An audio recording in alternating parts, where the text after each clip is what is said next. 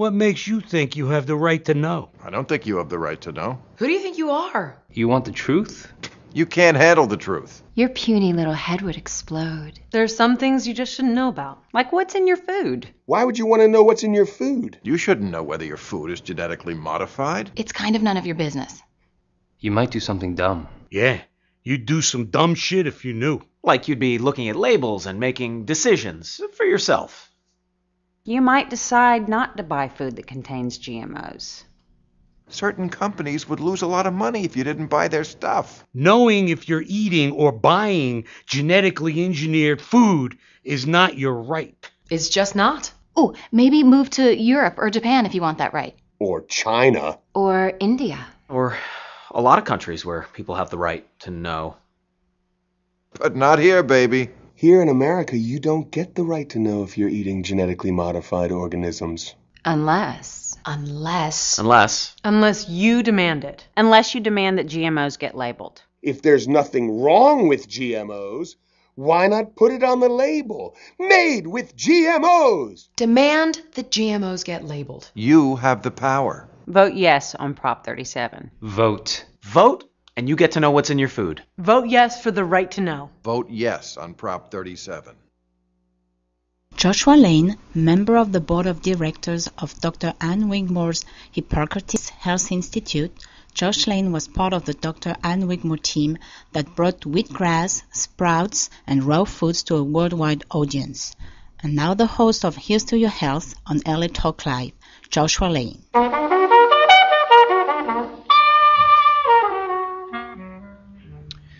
Thank you for tuning in today to this edition of Here's to Your Health on LA Talk Live. It is our special Election Day coverage, and Margaret Floyd is with us, the author of Eat Naked, a wellness cookbook. Margaret Floyd, welcome to Here's to Your Health. Thank you so much, Joshua. Thank you for being here.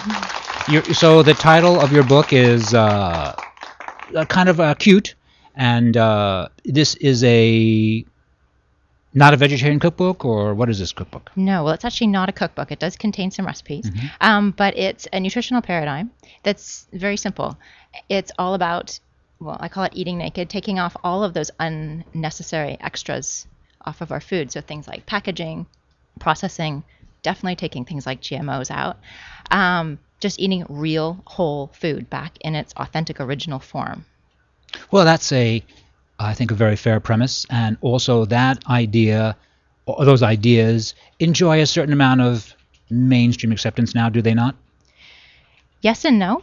I think a lot of people believe and want to be eating that way.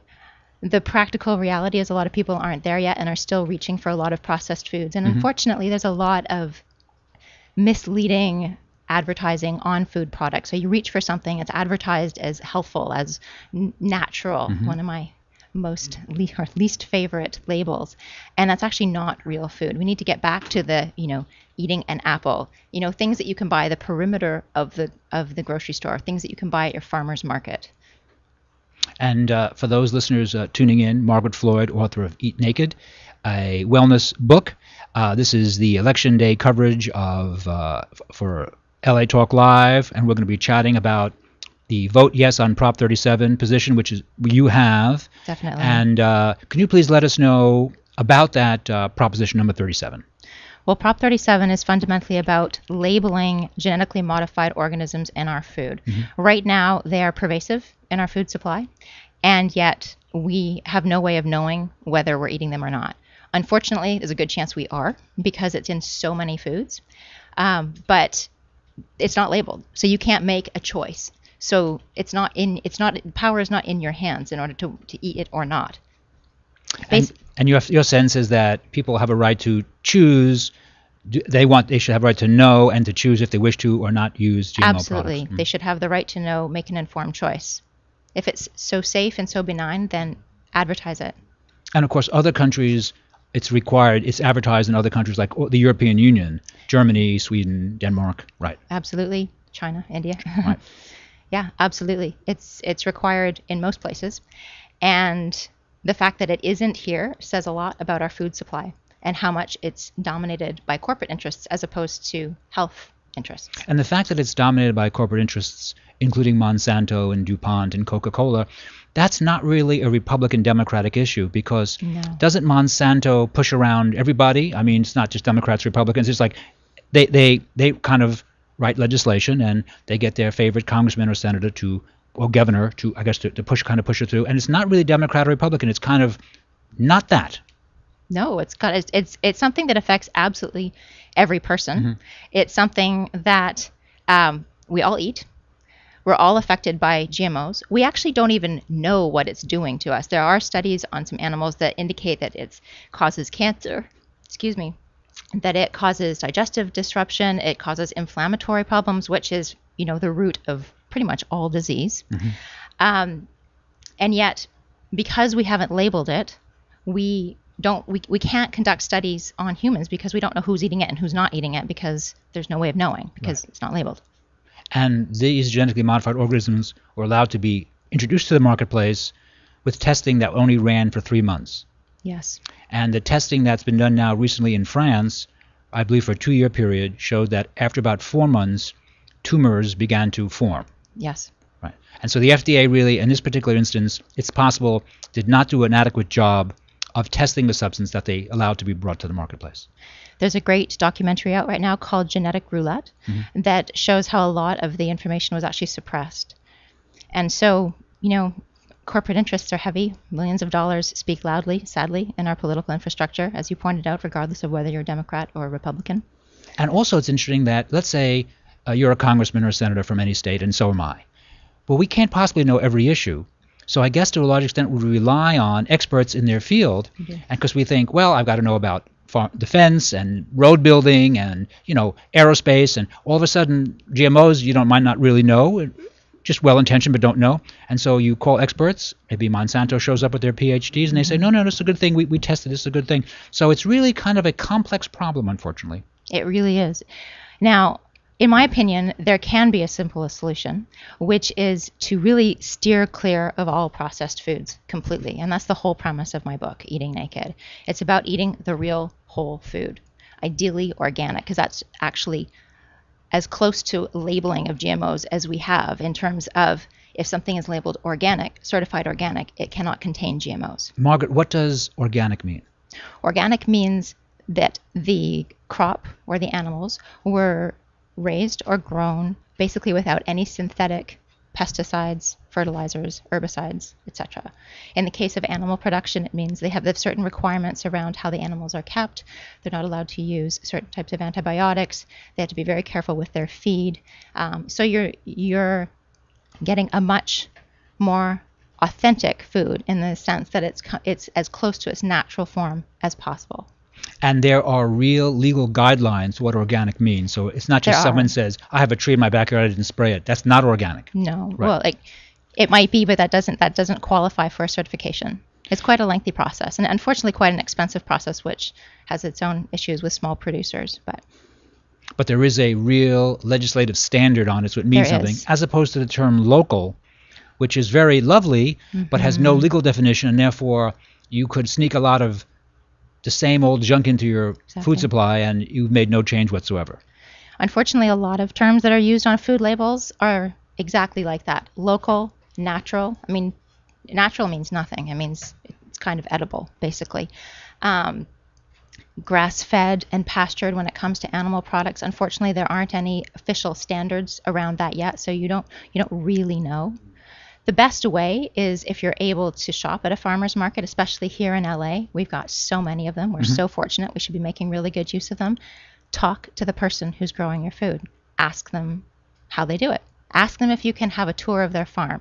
Even if you have no intention of going, if they're excited to have you there and can't stop talking about how they're doing things, there's a good chance they're doing it right. Right. No, I completely agree with that. So you are based in LA. I am. And you are a professional chef, is that it? You work in the... That's my husband, who you'll be talking to in the next half hour. I am a board-certified nutritional therapy practitioner. So I work with clients to help them address all sorts of different health issues through their food. And it's amazing what you can do to help somebody. I mean, what we eat is the most fundamental thing, in my opinion, to your health. Yes, I agree. Every single cell in your body was once food. And we say that, casually, you are what you eat. We kind of flip it off. But really, look at your hand. Every single cell, your bones, your muscles, your skin, your tissue, all of that was once food. And so it's quality. You wouldn't put super saver gas into a Porsche. And when did you realize that idea had merit? How old were you? How old was I? Well, I realized it in different stages. The first time I had a really powerful experience with the power of food was in my mid-20s.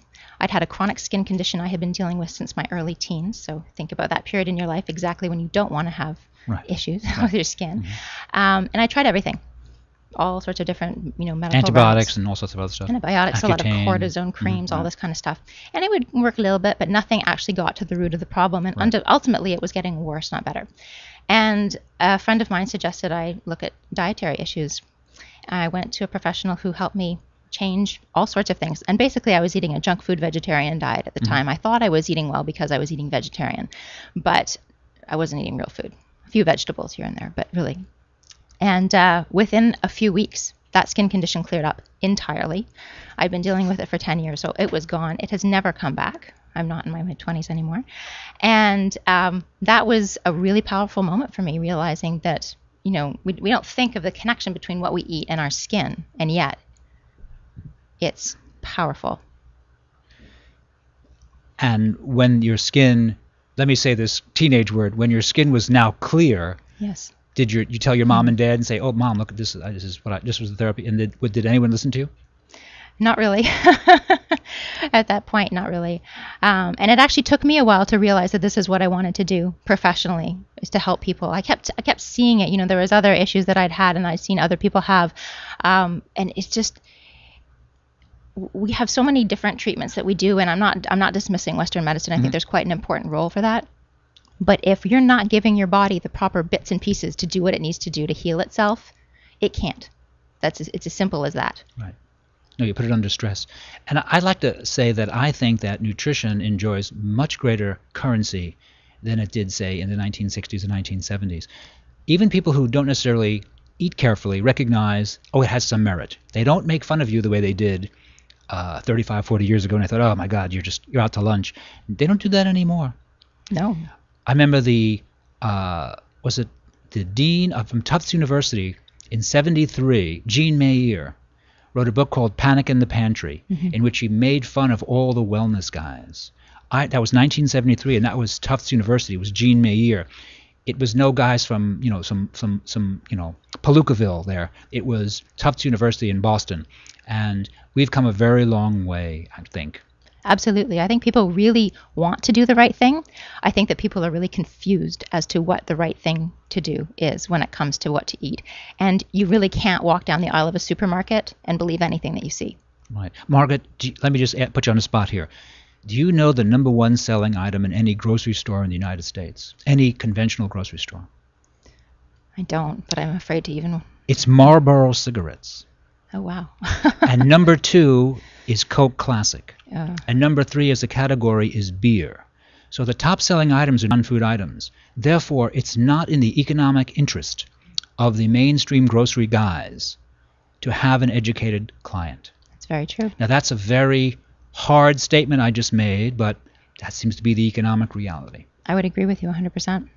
I think most of what's in a grocery store is not food, even those things that are labeled as food and are edible. It's food-like. Food-like, You're a little too young to remember this, but there was a product in the 1970s called Screaming Yellow Zonkers, which I thought it was a fantastic name for a product. I never ate it, but I thought it was a fantastic name.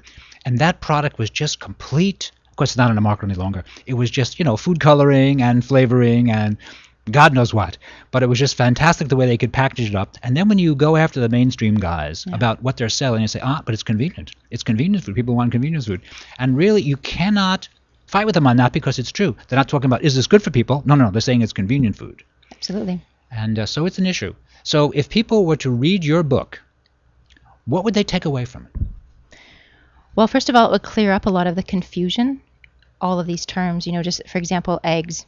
Cage-free, vegetarian, fed, free range, organic, what does any of that mean? So it would help them make really informed decisions in the grocery store or the farmer's market if they choose to go there. And they'll understand that it doesn't have to be confusing when you take away all of this misinformation and all of the advertising and all of the packaging and all of just that stuff that confuses, going back to eating the way our grandparents did, fundamentally, eating real whole food. So it will provide a map for how to do that, recipes to get you started, and implementation tips for, how to transition, because it's not that it's harder, it's just very different for a lot of people than the way that they're doing things now. I'm a very busy person. I don't like to spend a lot of time in the kitchen, and yet I eat almost exclusively this way. So you're talking about eating fruits and vegetables, and what is your protein source that you'd like to recommend for the listeners?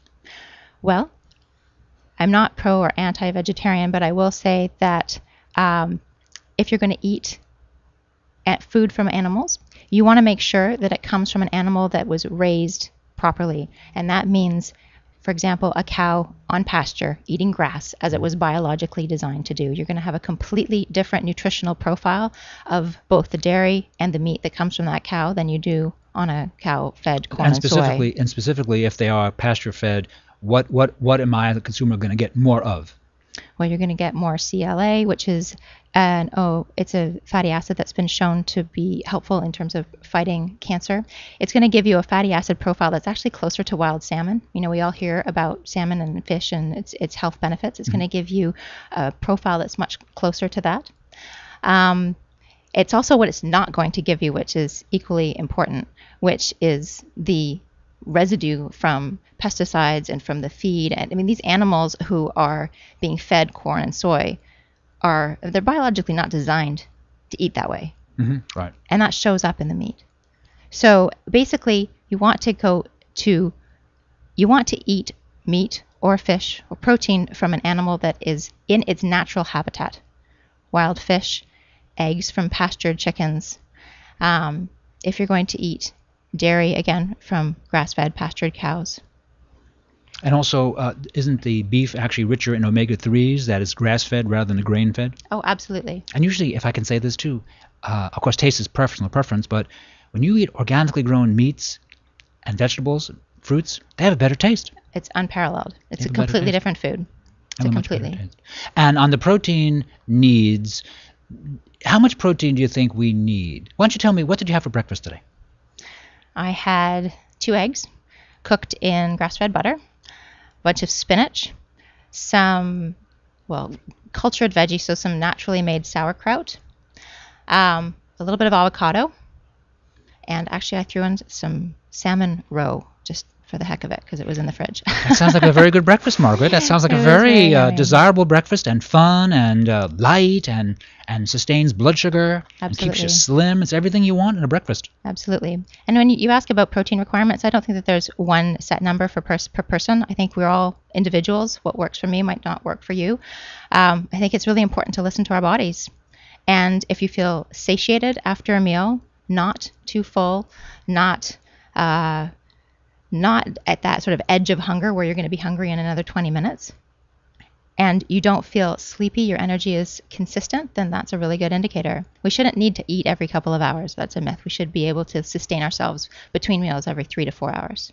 So then you're kind of in favor of, say, breakfast, lunch, a snack, and dinner kind of approach in general? Absolutely. And you like to recommend protein with each meal? Again, that depends on the person. For you personally, does that work better for you?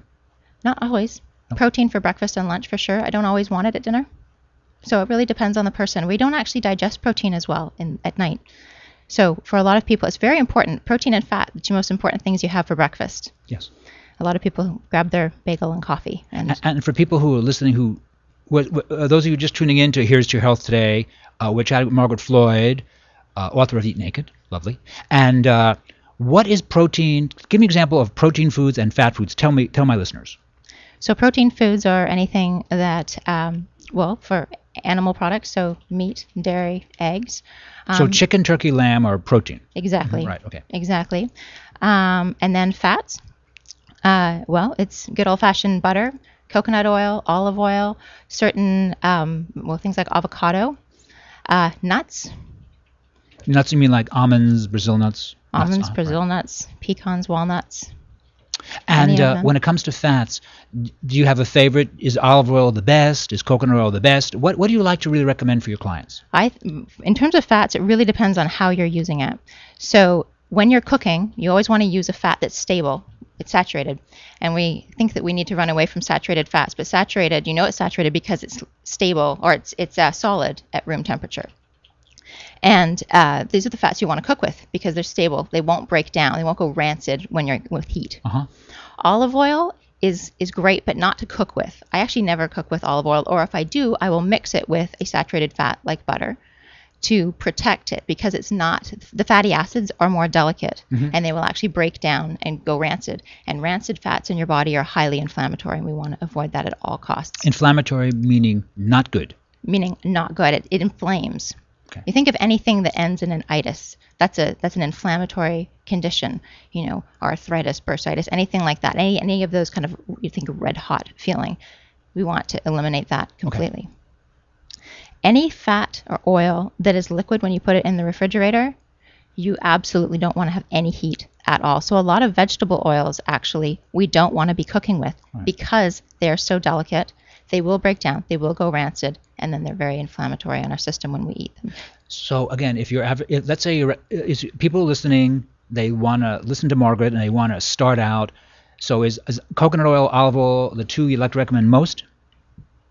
For cooking, either cooking and in general use, yeah. Those two are fantastic. Coconut oil, olive oil. I do recommend butter from grass-fed cows, or ghee, which is clarified butter. So all those little white bits, which are the proteins in the butter, have been removed. What does clarified mean?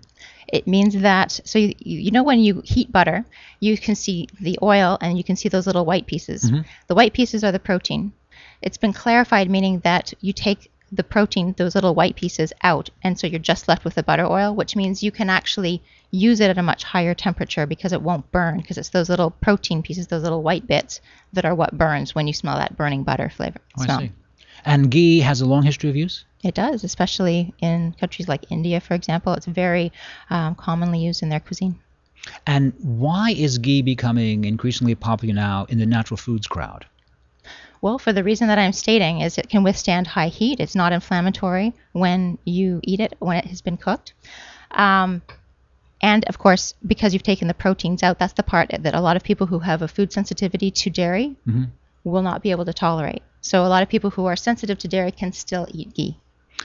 I see. And also, so the natural foods crowd also has become more international. That is, they're borrowing ideas from other cultures now and would kind of incorporating them. Is that additional factor? Yeah, I would say that's part of it. I think we're a very global community, and we want to take the best of the best, learn from other cultures.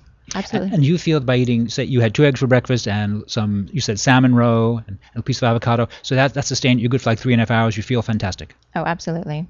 Always, my standard breakfast is 2 eggs with a bunch of veggies.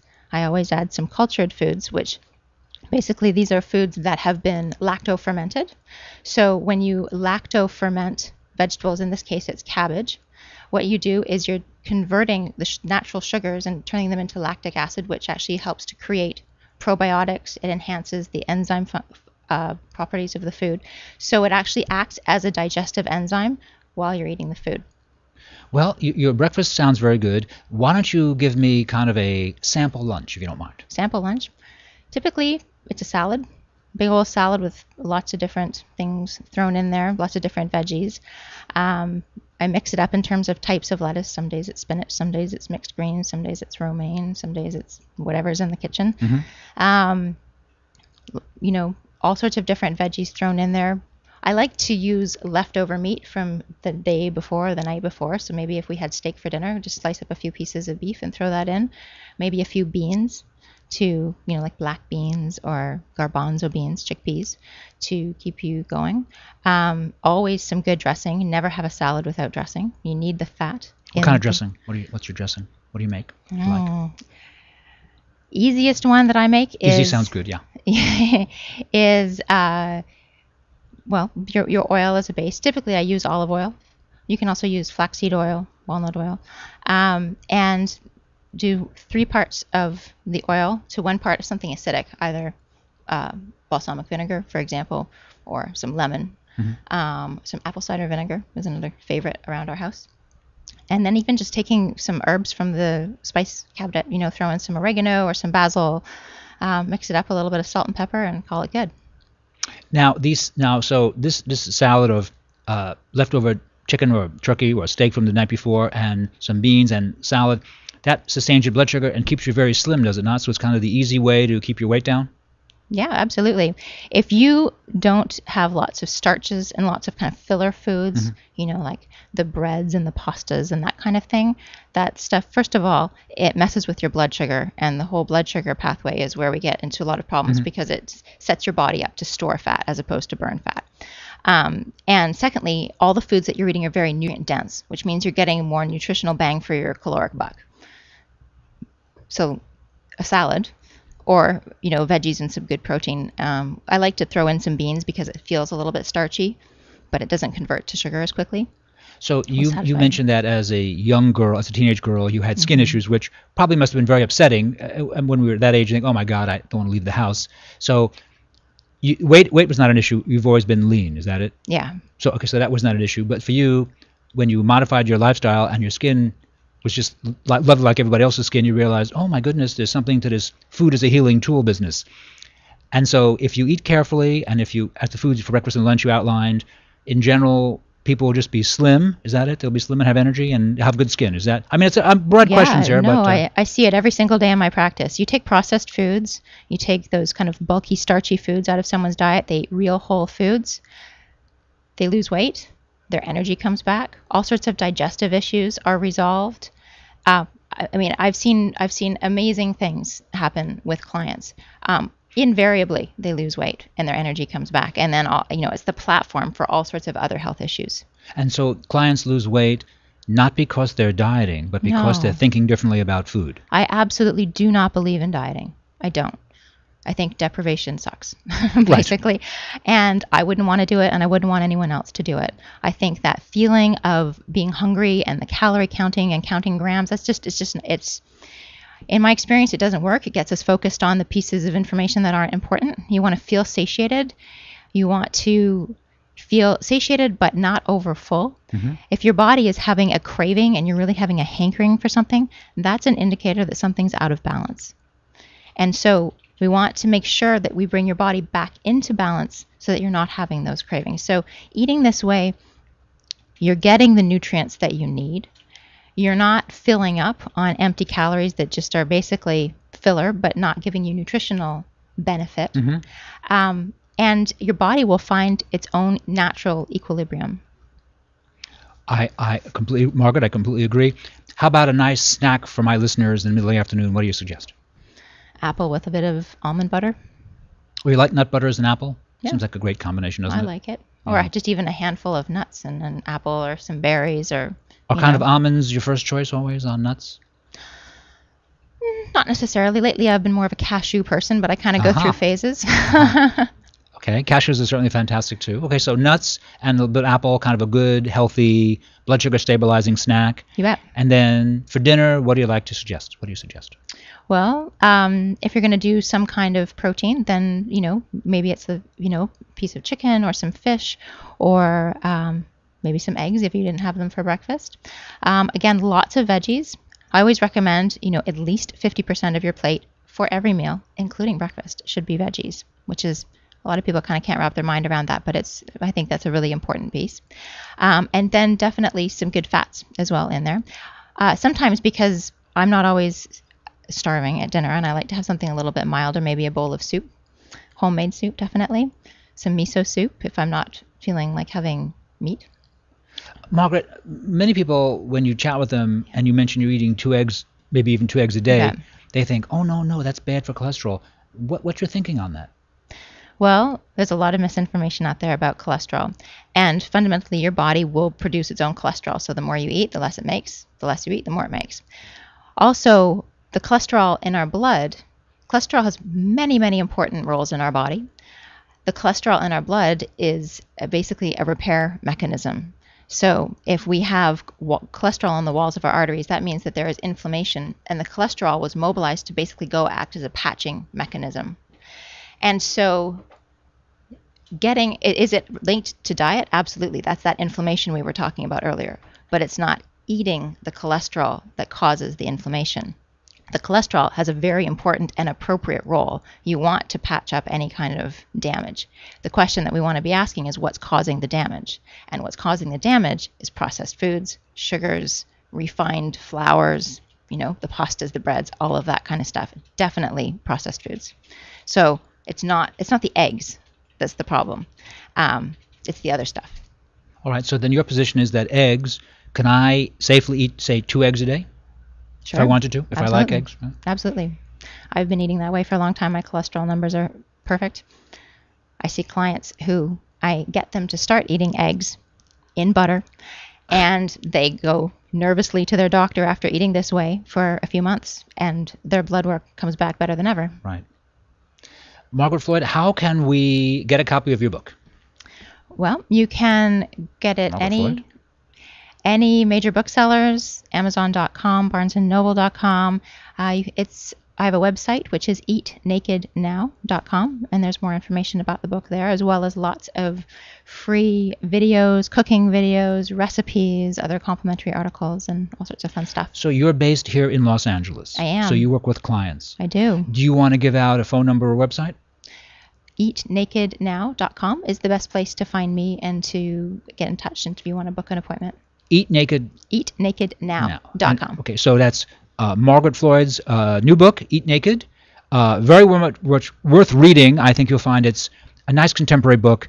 Margaret Floyd, thank you for being a guest today on Here's to Your Health. Thank you so much for having me. We are going to take a very short break, and we'll be right back after these important messages.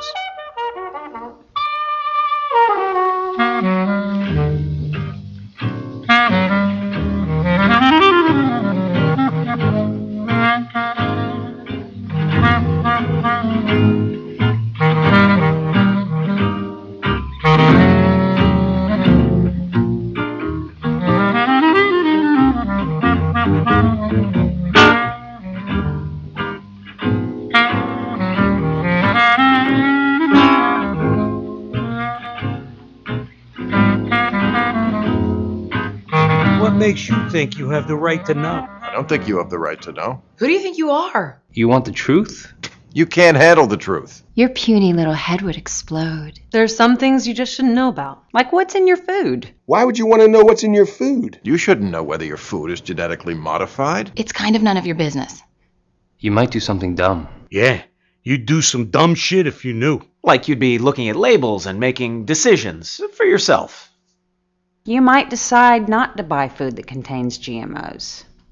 Certain companies would lose a lot of money if you didn't buy their stuff. Knowing if you're eating or buying genetically engineered food is not your right. It's just not. Oh, maybe move to Europe or Japan if you want that right. Or China. Or India. Or a lot of countries where people have the right to know. But not here, baby. Here in America, you don't get the right to know if you're eating genetically modified organisms. Unless you demand it. Unless you demand that GMOs get labeled. If there's nothing wrong with GMOs, why not put it on the label? Made with GMOs! demand that GMOs get labeled. You have the power. Vote yes on Prop 37. Vote. Vote, and you get to know what's in your food. Vote yes for the right to know. Vote yes on Prop 37. Walk, run, climb, play. Solgar number 7 can help. Feel the difference for yourself. Solgar number 7 actually shows improvement in joint comfort within 7 days. Now you can start to get back on track, fast, and pursue the activities you love. Solgar number 7 is a breakthrough in joint care with no glucosamine and no chondroitin. The advanced bioactives in Solgar number 7 help to increase flexibility, mobility, range of motion, and actually shows improvement within just 7 days. One capsule, once a day, is all you need. When stiff joints occasionally say no, Solgar number 7 says yes. Visit Solgar.com and learn more about Solgar number 7 today. That's www.solgar.com, www.solgar.com. Solgar number 7, official sponsors of Here's to Your Health with Josh Lane and LA Talk Live. Oh, your skin looks great. Thank you. What's your secret? Frankincense and myrrh oil by Ancient Essence. Frankincense and myrrh oil by Ancient Essence? Yes, it's a beauty secret used since the time of the Greeks and Romans. The spa in Malibu told me about frankincense and myrrh by Ancient Essence, and now my skin is lovely. Well, your skin looks great. Call Ancient Essence at 1-800-627-9813. Discover the secret of beautiful skin. Call 1-800-627-9813. Discover the secret. Frankincense and myrrh oil by Ancient Essence. Discover the secret of beautiful skin. Available at fine spas and beauty centers. Joshua Lane, member of the board of directors of Dr. Ann Wigmore's Hippocrates Health Institute, Josh Lane was part of the Dr. Ann Wigmore team that brought wheatgrass, sprouts, and raw foods to a worldwide audience. And now the host of Here's to Your Health on LA Talk Live, Joshua Lane.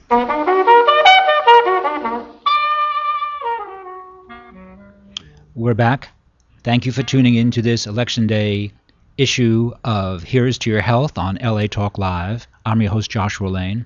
We're here now with James Berry, who is the author of the Naked Foods Cookbook.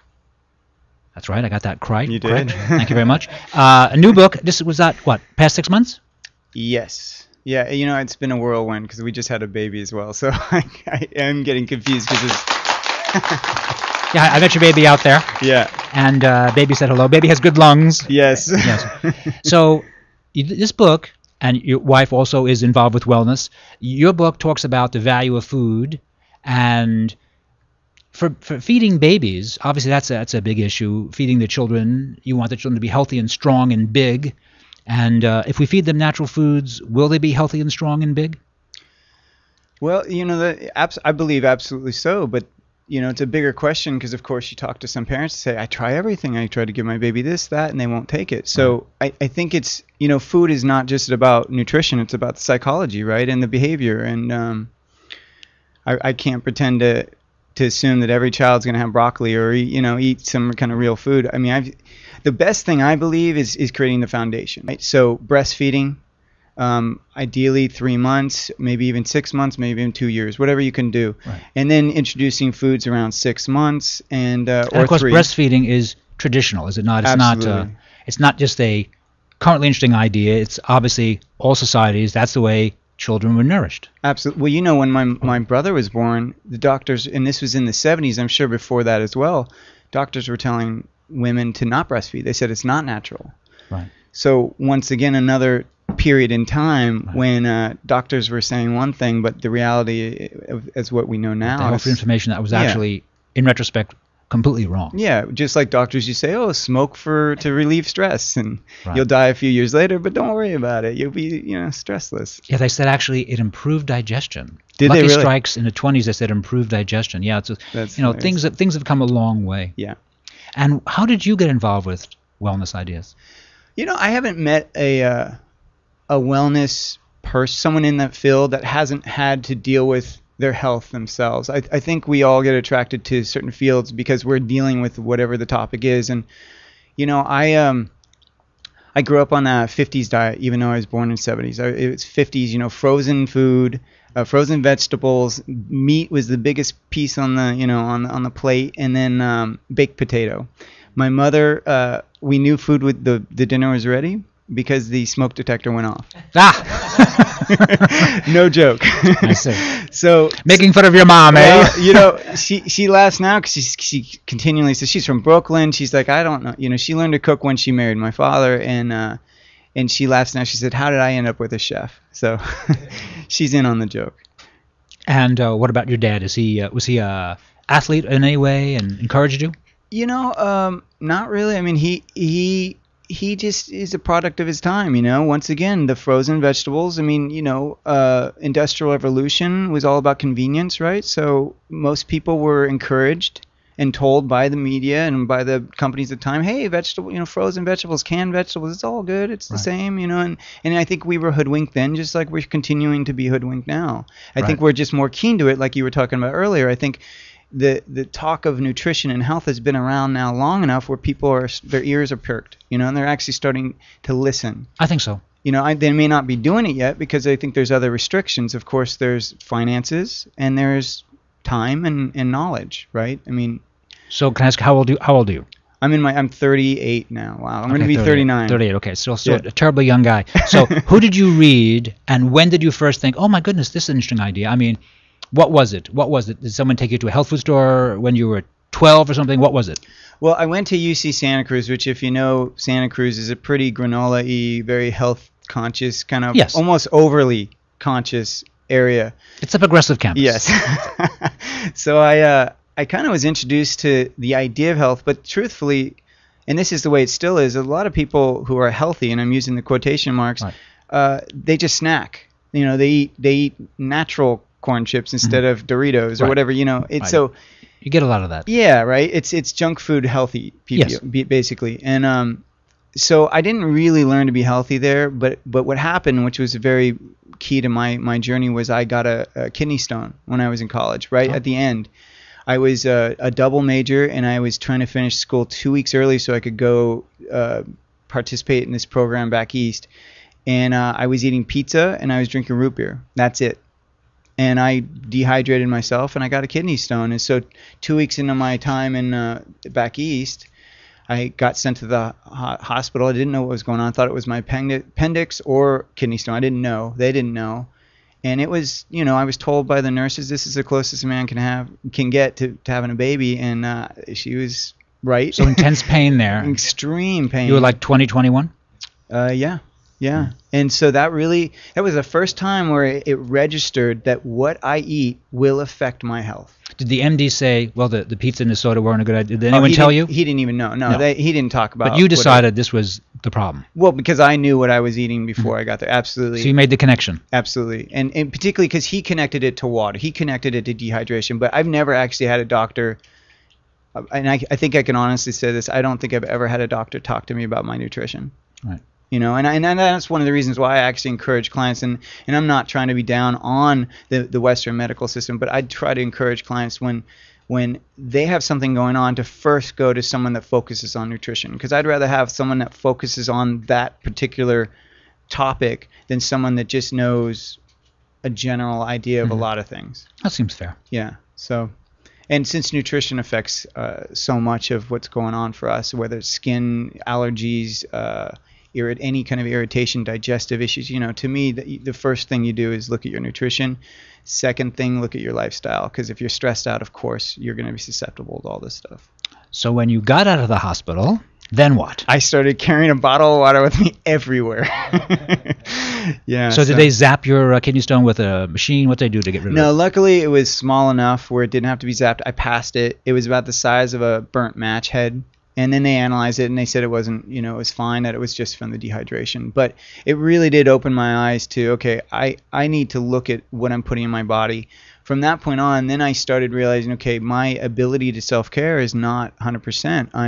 I'm putting work over my own self-care. That idea of you get yourself oxygen before you give someone else oxygen. Yes. I was not doing that. I was working through my hunger or working through my need for sustenance. And I went through a process with that of realizing, well, I have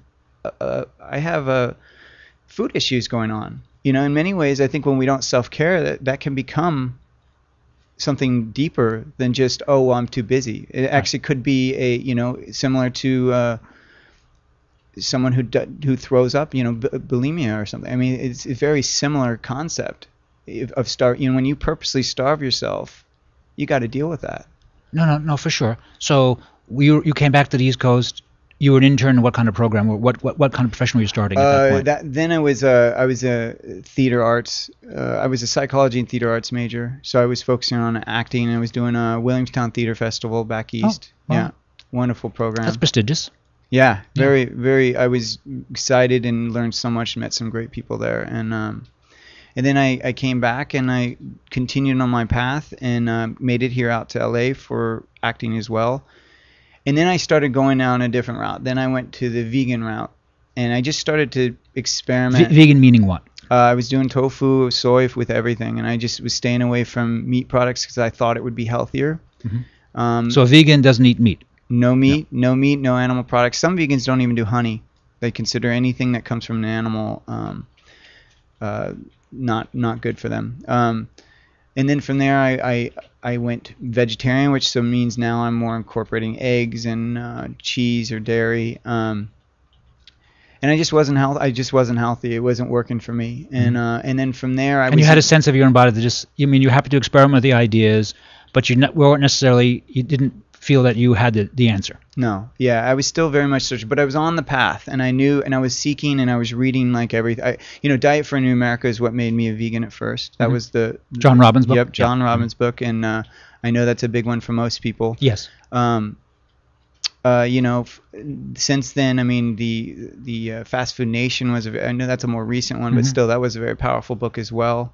That doesn't necessarily encourage being a vegan or vegetarian, but it just enlightens you to what's going on in the world out there. It does. It was nicely done. Yeah. And it seemed to have had a big impact, too. Yeah, I like that one because it's not just...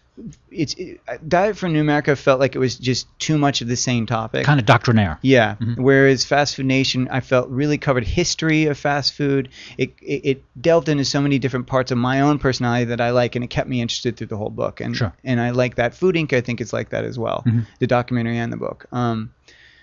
So from there, then I started looking. I had some life changes go on. I had some relationship stuff come up, and it was one of those things where I started to realize that I needed to have more meaning in my life. I needed everything I was doing to have meaning. So I started looking for that, and I was looking at everything I was doing. And acting was fine. I was doing well, and I was making money, but I wasn't really that happy. And I was also substitute teaching, and I love teaching, but I don't like the system. And I started to think, well, what do I really love? And it was cooking. And I've always loved cooking since I was 7 years old. My mom actually showed me how to scramble an egg, and I've been hooked ever since. And I just when I was in junior high, for some reason, as a seventh grader, I said, well, I'm not going to be a chef because you have to work at night, and I'm a family man. What really? What kind of seventh grader says I'm a family man? Kind of a semi-psychic seventh grader. Yeah, that's right. So I made a decision in seventh grade to not become a chef, but I did it as a passion, and it just kept growing and growing. And then I started looking at culinary schools. I found one in New York it's now called the Natural Gourmet Institute. Oh, Anne-Marie Colbin. Yeah, yeah. Anne-Marie is one of my instructors, and she actually endorsed both of our books because we have a similar, obviously similar philosophy. But that school, I really liked what I saw there. The school was fusing nutrition with food, which is what my passion is. I absolutely have a passion in nutrition as well. But once I met Margaret, I said, okay, you be the nutritionist, I'll be the chef, because I don't want to wear too many hats anyway. And she's so good at it. She's so passionate about it, and she retains it so much better than I am. I'm all passion, but I don't retain it as much. So. But the school really it brought so much bounty to my life. I left that school, and I got work immediately. As we're in LA, so of course any actors listening know what I'm talking about. You put out 200% as an actor, you get back maybe 20%, maybe if you're lucky. As a chef, when I got back done with school, I was putting out 100%, and I got back 200%. Work was coming to me. And it really felt like one of those kismet moments where, okay, this is something's coming together here. Right. There's something that I'm tapping within myself that has meaning, not just to me, but the world around me. And it's just grown from there with the books, and we're working on getting health shows out there because we're really trying to redefine health. I think people have done such a great job since the 60s to 70s of introducing things, but now we have to really get rid of these very recent but very prevalent ideas of and I heard you guys talking about of cholesterol, of saturated fats, that fats are bad. We really need to fix that stuff because people are misinformed, and because of that misinformation, they're hurting themselves. I mean, look at in the 80s, right? Snackwells. Oh, it's fat free, right? Are we a slimmer nation because of it? No. Right? But of course, your position does not actually enjoy mainstream status at this point. No, sadly, if I was on a health show, McDonald's would not be my sponsor. They would necessarily not be very thrilled with your No. with your information. No, because your information would change things. People would be eating fresher food, Absolutely. which is better for people, but not necessarily better for major corporations. No, and I know we're talking about Prop 37, and I would love to say, let's forget about the nutrition side of it for a second. Let's forget about the health part of it. Mm-hmm. Let's talk about just the 99% and the 1%. So there's all that talk about, we're the 99% and the 1% represents the very, very elite, wealthy, corporations that are controlling much of the 99%. I'm Yes. sure you're familiar with that talk. Mm-hmm. The take back campaigns, Yes. right? Well, in my mind, Prop 37 is a perfect example of that. We have the 1% telling us, you don't worry about what's in your food. Don't worry about it. We got you covered. We're going to watch your back. When the definition of a corporation is to profit. Yes.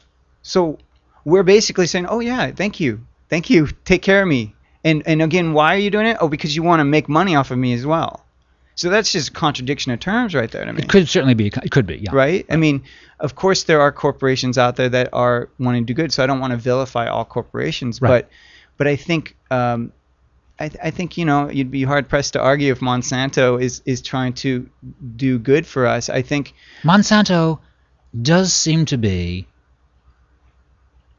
not the most popular corporation based on their track record No. of what they have done so far.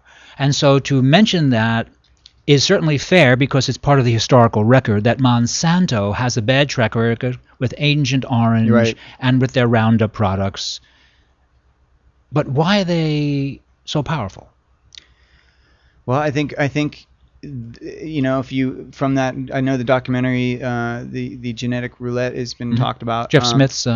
Really nice, really great, informative documentary, and they mention that in there is that someone is interviewed and they talk about one of the missions of Monsanto is to control, and I'm gonna probably murder this, but is to control the seed, right? And take what's natural and actually make it something that They it can can be patent. controlled. Yeah, they can patent, and they want to do that worldwide.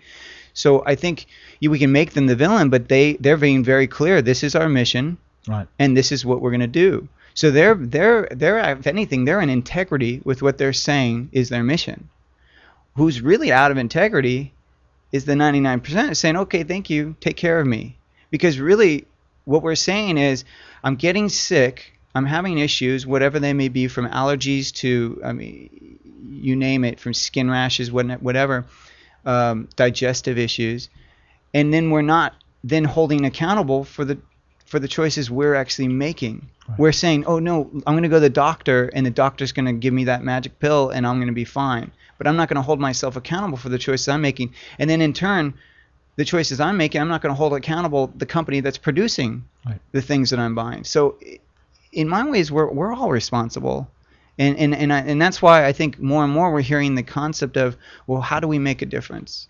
It's not just in the choices. It's truly in how do we vote? And it's not just little, voting like we're doing today, but I mean, how do we vote with our dollars? Because they just want to make money. Right. So if we buy one thing, they'll make that. If we don't buy the other thing, they won't make that. Oh, no, that's very true. Right. So how old were you when you realized, it's important to eat some choices and not others? How old were you when that happened? I think this just happened 2 weeks ago. No. How old were you? Was it 21 after the Stone absolutely. episode, really? Yeah, I think it was even later because it was a slow process from there. I think when you're young, you don't. Who cares what you eat, right? So you don't feel the impact. You don't see yourself as a dumb guy. So you just never thought about it as an issue. In other words, what your mom and dad gave you to eat, you thought, this is good food, I like it. Absolutely. It tastes good. You didn't think, food and health. You didn't think, I'm not eating carefully. That never crossed your mind. Well, I didn't think about the fact that I assumed that if it's being sold on a shelf, that it was safe.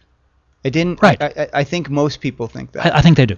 And it didn't occur to me that actually the corporations or the people producing the food might have a different agenda than my health. It didn't occur to me. That's fair. That's fair to think that they might have a different agenda. Right. Yeah. So and I know you were using the candy example. Actually I do remember those because my dad had a grocery store. And the Screaming Yellow Zonkers? Yeah, I remember. Yes, one of my Zonkers. favorite names of a product, because I just thought, what a delightful name. I never ate it because I thought, I'm not eating this. Oh, yeah. But I thought, this is just a fantastic name. Some of them taste like banana or something like that. I don't really know. Yeah. I think so. But yeah, I mean, I ate all that kind of stuff when I was a kid. I mean, I was no different than most people. I just am more informed now, and as I've gotten more informed, it's hard to make the same choices. When you know what you're eating and what you're getting, and then of course how it makes you feel, which is key, right? We want to be in our bodies and not outside of our bodies. Sure. It's hard to make those choices again. So you have a new baby, Yes. and you have a busy practice. You work, and your wife works. So what do you eat to keep your focus and strength up? What's the foods you eat? Well, I'll be honest and keep it real. I mean, I still struggle with self-care. And Margaret, it's a lifelong process. Yeah, absolutely. Right. And so I can be a workaholic. I own a healthy meal delivery company here in Los Angeles called Wholesome to Go. Wholesome to Go. Wholesome to Go with the number 2, and we deliver healthy meals to people's homes. So I'm trying to. So what's the name of it again? Wholesome to Go. Want to give me a phone number? Yeah, it's 310-876-2587. Let me have that once again. Sure, 310-876-2587, and we're at wholesome2go.com. Wholesome to Go, and you work with showbiz people, is that it? We do have a lot of entertainment business people, but it's really anyone that is just busy, that either doesn't want to cook, doesn't have time to cook, and wants to be able to trust the food that they're eating, because we focus on extreme quality, and we really try to make it affordable. I mean, a lunch and a dinner, for example, delivered to your home that you don't have to cook, that's of farmers market produce, of grass-fed beef or pastured eggs, is $35 for lunch and dinner. Seems very reasonable for someone dropping off a prepared meal. Yeah, you don't have to pay a tip. It's like, it seems very. So yeah. What? You go to a lot of business groups. I mean, do guys in business buy your stuff? I mean. Yeah, we have lawyers' offices. All types of people, and we deliver to people's homes though the night before, and then when they wake up, it's at their door. There's a multitude of services that are similar to ours, but I think what makes us different is our focus on quality. I don't know, and not just quality, but also preparation. There is, and we talk about this actually in the Naked Foods Cookbook. The proper preparation is key, and when you're in culinary school, a lot of chefs are taught, okay, throw the food in once you see the smoke coming out of the pan. Well, once you see smoke coming from the pan because of the fat you put in there, from the canola oils, whatever people are using, right? It's bad, it's rancid, and ideally you don't even want to be using canola oils. I mean, right. You want to be using saturated fats or fats that can actually handle heat and properly. And I don't know any other companies is really putting that kind of emphasis in on the preparation as we are. So you are actually kind of adding the gourmet aspect because of your training. Absolutely, yeah. And what makes the food more fun to eat? Absolutely, and it's fusing once again the nutrition with the food. I can give you the healthiest food in the world, but if it's not properly prepared, then I've ruined that food. And if you're not digesting it properly, then who cares? You could eat it, So it's a mixture of quality of food, properly prepared, and how is your body? How are you digesting? For example, stress, that can affect how you actually digest your food and lower the stomach acid production. For sure. Yeah, stress right? is very powerful. Yeah. Hard to measure it exactly, but we all recognize as adults how powerful it is. James, wait to get a little older, then you really understand stress, James. That's all I can say. So we are chatting today, James Barry, the Naked Foods Cookbook. And James, where can I buy your book? It's available at most bookstores, Amazon.com, Barnes & Noble.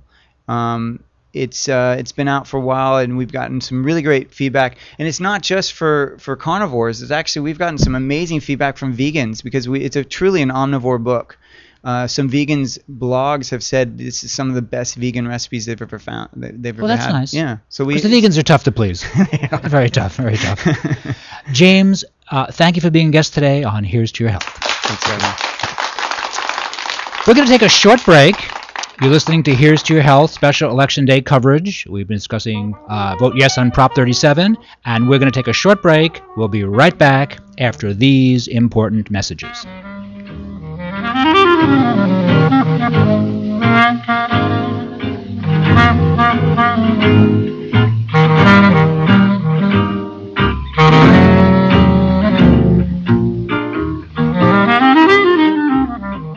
What makes you think you have the right to know? I don't think you have the right to know. Who do you think you are? You want the truth? You can't handle the truth. Your puny little head would explode. There's some things you just shouldn't know about, like what's in your food. Why would you want to know what's in your food? You shouldn't know whether your food is genetically modified. It's kind of none of your business.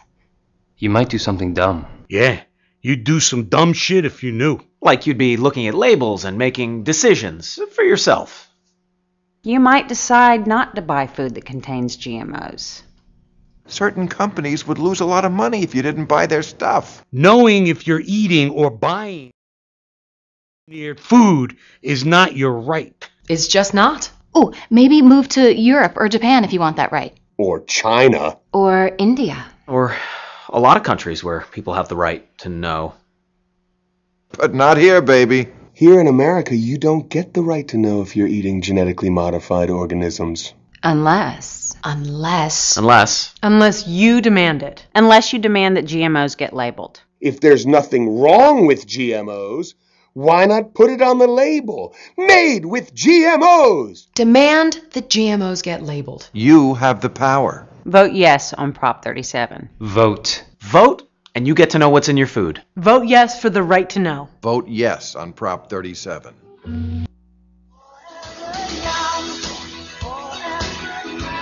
Oh, your skin looks great. Thank you. What's your secret? Frankincense and myrrh oil by Ancient Essence. Frankincense and myrrh oil by Ancient Essence? Yes, it's a beauty secret used since the time of the Greeks and the Romans. This spa in Malibu told me about frankincense and myrrh by Ancient Essence, and now my skin is lovely. Yes, your skin looks great. Call Ancient Essence at 1-800-627-9813. Discover the secret of beautiful skin. Call 1-800-627-9813. Discover the secret. Frankincense and myrrh oil by Ancient Essence. Discover the secret of beautiful skin. Available at fine spas and beauty centers. Walk, run, climb, play. Solgar number 7 can help. Feel the difference for yourself. Solgar number 7 actually shows improvement in joint comfort within 7 days. Now you can start to get back on track fast and pursue the activities you love. Solgar number 7 is a breakthrough in joint care with no glucosamine and no chondroitin. The advanced bioactives in Solgar number 7 help to increase flexibility, mobility, range of motion, and actually shows improvement within just 7 days. One capsule, once a day, is all you need. When stiff joints occasionally say no, Solgar number 7 says yes. Visit Solgar.com and learn more about Solgar number 7 today. That's www.solgar.com, www.solgar.com. Solgar number 7, official sponsors of Here's to Your Health with Josh Lane and LA Talk Live. Hi, this is Dr. Levi, your fitness doctor, making a personal house call, inviting you to join me Wednesday at 10 a.m. Pacific for my all-new show, The Dr. Levi Show. Join us as we discuss fitness, health, and well-being, including emotional and spiritual health. So don't forget to tune in to The Dr. Levi Show every Wednesday at 10 a.m. Pacific, exclusively on latalklive.com and the Talk Live Broadcast Network. You can also catch us on iTunes, Radio R&B, or watch us on Ustream.tv, or catch us on the Live 365 network, and now on Radio Flag and Stitcher Radio. Reality radio handcrafted for your listening pleasure. This is LA Talk Live, and we are more than just talk. Joshua Lane, member of the board of directors of Dr. Ann Wigmore's Hippocrates Health Institute, Josh Lane was part of the Dr. Ann Wigmore team that brought wheatgrass, sprouts, and raw foods to a worldwide audience. And now the host of Here's to Your Health on LA Talk Live, Joshua Lane.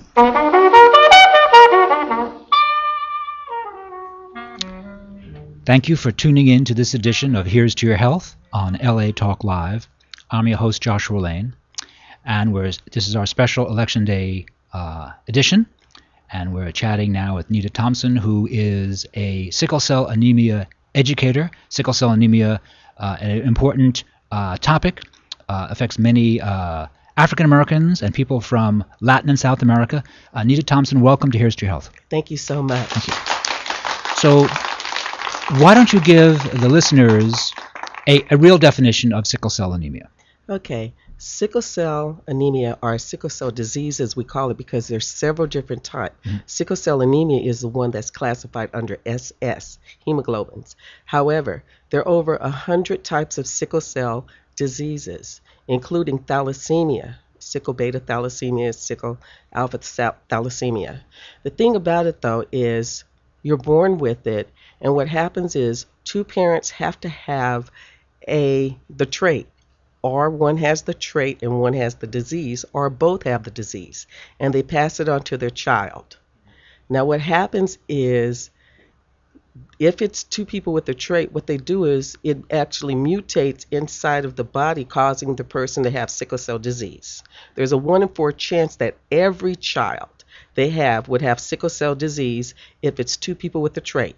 If it's two people, one has the trait, one has the disease, it's a half chance that each child they have will have the disease or have the trait. So what happens is the blood is fine as it goes through the body, and it has the oxygen. Once it releases the oxygen, that blood cell does not shape back into the circular soft, retaining the oxygen. What it does is it stays hard, it's not flexible, and it's a deformed blood cell. Once it releases the oxygen, it stays that way until it dies in the body. But what happens is it can clog up like a traffic jam on your major highway, and not even the emergency vehicles can go past. So with that in mind, thinking about that, it causes extreme pain. It can happen anywhere that the blood flows. Small blood vessels, it can lead to stroke. It can block an area and cause partial or full blindness. It can clog up and cause people to have both shoulder and hip replacements. There's so many more challenges, but what it is exactly that, a deformed blood cell. There are many of them. They say they're shaped like a sickle, like the crescent moon, but really it's a deformed blood cell, and it can have any shape. And why? So who gets it? People from what? Latin and South America and African Americans? Everyone is susceptible to sickle cell disease. I thought that it was people who had been exposed to a lot of, when they were living in areas where there was a lot of malaria. That is correct, and that's around the world. Globally, places that had malaria. So it's just not African Americans, but Greece. They talk about Saudi Arabia, Italy, Philippines, Vietnam, India, Central and South America, anywhere that had tropical areas. And I thought, though, that malaria was one of the diseases that humans have under control now.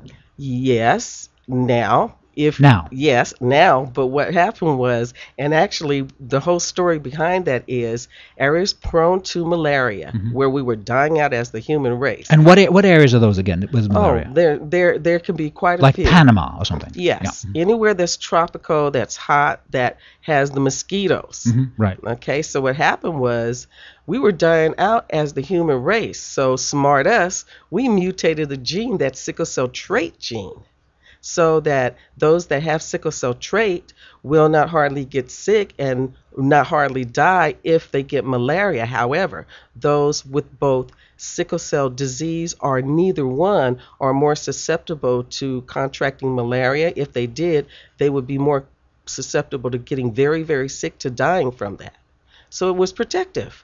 But we didn't know that when the two people got together that had that mutated gene, it would cause another mutation that would cause somebody to have what they call a sickle cell disease. I see. For those of you just tuning in to this edition of Here's to Your Health, Nita Thompson, a sickle cell anemia educator, is with us today. So you're saying that the sickle cell, I'm not sure the exact word, but sickle cell actually was a successful adaptation to problems with malaria. So it was a positive thing. The trait, The trait. only, Mhm. but the disease is what's not positive. And the thing about it is, most people, especially in America, think that it's just an African American disease. It's not. Never been. But by next year, it's estimated that Latinos or Hispanics, Spanish speakers, will exceed African Americans and others in the hospitals being treated for sickle cell disease. Within our Spanish speaking race, our Hispanic population, some of the fathers claim that the children are not theirs, that they couldn't possibly, that their wife had to have sex with an African American in order for their child to have Oh the dear. disease. Oh dear. Yeah. They just don't know. Don't get it, huh? No, because it's not taught correctly. And in fact, matter of fact, many medical professionals think that it's only in the Black or African American race. So there's a lot of work for you as an educator. Yes, a lot of work for the many of us that do educate or go around and attempt to do what we can do, not only as an educator, but as an advocate, because we actually have to go with people to the hospital, either emergency room, hospital, doctor's office, and explain to doctors, because when it comes to treatment, I want to almost say it's a crime. It's like torture, because you can't define pain. You can't see pain. People say they're in pain, but there's no monitor that actually can show the amount of pain. That's a good point. And often people are not believe that it causes the pain that it does, but it does. And because it causes a lot of pain, you need pain medication. You need strong enough pain medication to at least give you some relief. But it's sometimes people are told that, well, you're not really here for pain, you're here for drugs. Oh, so they're going to blame the victim there. Is that it? Yes. Yeah. I say, if anybody wants to go to a hospital to get high, they've got a real problem, because you go to your neighborhood drug dealer. That's where you go to get high. Right. You're going to the hospital because it can be more than pain. And what is the pain actually saying to you? Is it saying that you're having challenges in your chest, that you may have a headache, you may be getting ready to have a stroke, that you're getting a blood clot in your leg that will go up to your heart? There's so many things, and there's so many tests that have to be ran sometimes. But often our people are told that if you're adult, it's fine as long as you're a child, but once you get to be an adult, that's where it really comes in. But they tell you sometimes, well, okay, you have sickle cell disease, okay, go sit down. Some of our people have gone and sat down, and they never woke up. They died. In the hospital? Yes, in the hospitals. In Los Angeles? In the waiting room. No, globally, actually. Globally. Because of the misunderstanding about the disease. On the part of medical professionals? Yes, and family members and educators, as far as putting the correct information in the book and teaching correctly. It's interesting that some people that are seasoned, what we call the older nurses and doctors, have preconceived notions. They pass that on to the newer people. Yes. And often it's not correct. And as a matter of fact, I will say that a study did come out last year that said people that are diagnosed with sickle cell that receive opioids, which are the pain medicines, morphine, Dilaudid, they only retain about 30% of that medicine. So just think, if you had a migraine headache and the doctor said take 2 extra strength anything, and you took 1/5 of each, would it really help your headache, migraine headache? But it's a challenge, because Okay, so Nita, so my question then is, this is a wellness show, so we do preventative ideas here. I see this as a progressive show. What I have read that folic acid, the B vitamin folic acid, is very helpful for a sickle cell individual. How is folic acid used? Yes, well, actually, it can help someone not have a stroke or heart problems or challenges. So Folic yes, acid. Yes, so they are to take that daily for the rest of their lives. Also, some of them are on what you call transfusion therapy, so to speak. They have to have a transfusion every 2 weeks, 3 weeks, or 4 weeks. For the Transfusion of their blood. Yes, of blood for the remainder of their lives. So they need blood donors. Why is that? Because it can stop them from having a stroke. They found that through transcranial Doppler, which is a little test that shows you have small blood vessels in your brain. Well, if you have a lot of sickle cells, if you produce a lot of sickle cells, you can have a stroke. And once you have a stroke, right, you're said to have other strokes. And that's Yes. one of the 6 leading cause of pediatric death is stroke.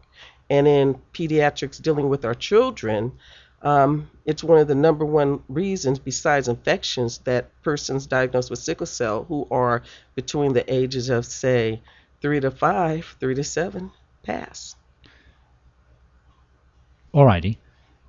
Now, if folic acid is very helpful, are B6 and B12 and folic acid used in any protocols for sickle cell individuals? Well, basically, it's the folic acid, and for not just persons diagnosed with sickle cell, but for everyone, Dr. Coates suggests that everybody take vitamin D, and that's at least 1,000 units because we're not getting enough sun, things like that. So Didn't a study come out recently that said specifically African Americans in the United States that 97%, this was unbelievable, 97% of the African American community in the United States is vitamin D deficient. And when I read that, I thought, that's just unbelievable. Yes. And we get vitamin D from eating fish and from getting some modest quantities of sunshine on the body and through the iris of the eye. Yes, but everyone, a lot of people, not just African Americans, That's right. are also vitamin D Correct. deficient. Yeah, I'm just citing that, Yes. that one particular study. Yes. Right, yes, so a lot of Americans, because they stay indoors and they also have been told, possibly incorrectly, to avoid the sun completely, which, as it turns out, is not correct. That's correct. And the use of sunscreens also block the body's ability to absorb vitamin D. Yes. Right, so it's an issue. Now, again, because this is a wellness show, I don't want to put you on the spot too much. Can you do some more dietary components that you have found, that the studies support, are helpful for a patient who has sickle cell or wants to not have sickle cell? Not have a sickle cell manifest in a bad way. Okay. Certain people suggest that being a vegetarian or avoiding meat is helpful. Some people say that juicing is helpful.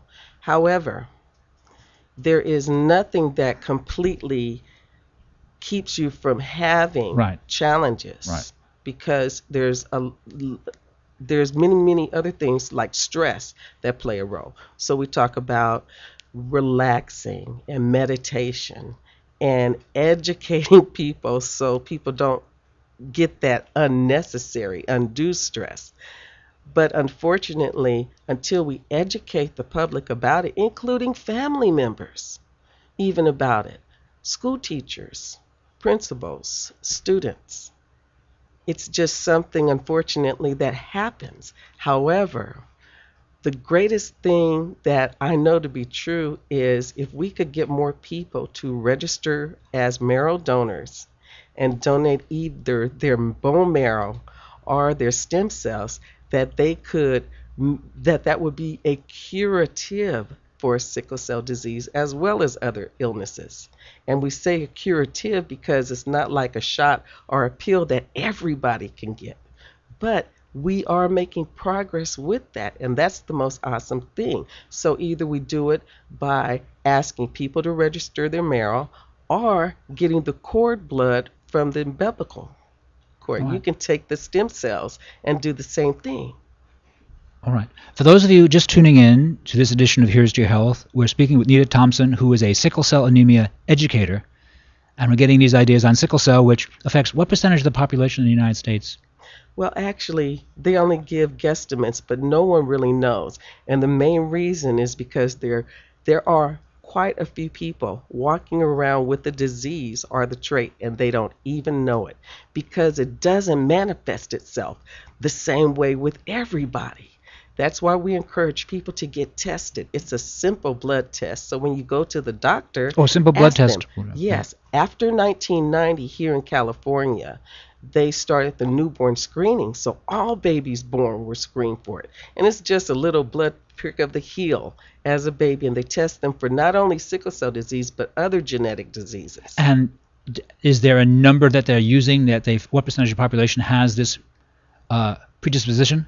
Well, they guesstimate, but again, they're not true. So that's why I tell people you can't look at the guesses because they don't know. But there's a rush program. Is it 20% or something, or 25%? Well, no, it's not that many people as far as the total population. But then again, it's because most people won't acknowledge that they have sickle cell disease because of the discrimination. But the good thing is the RUSH program, which is a government through the CDC and the INH, what they want to do is count the heads of people. They want to know exactly who has sickle cell disease. It's the registration and surveillance of hemothopes. Got to make sure that's the right word for that. What's hemothopes mean? Well, just of the blood of different illnesses that are caused by our blood illnesses. So along with that, if they can count the number of people, then they would know.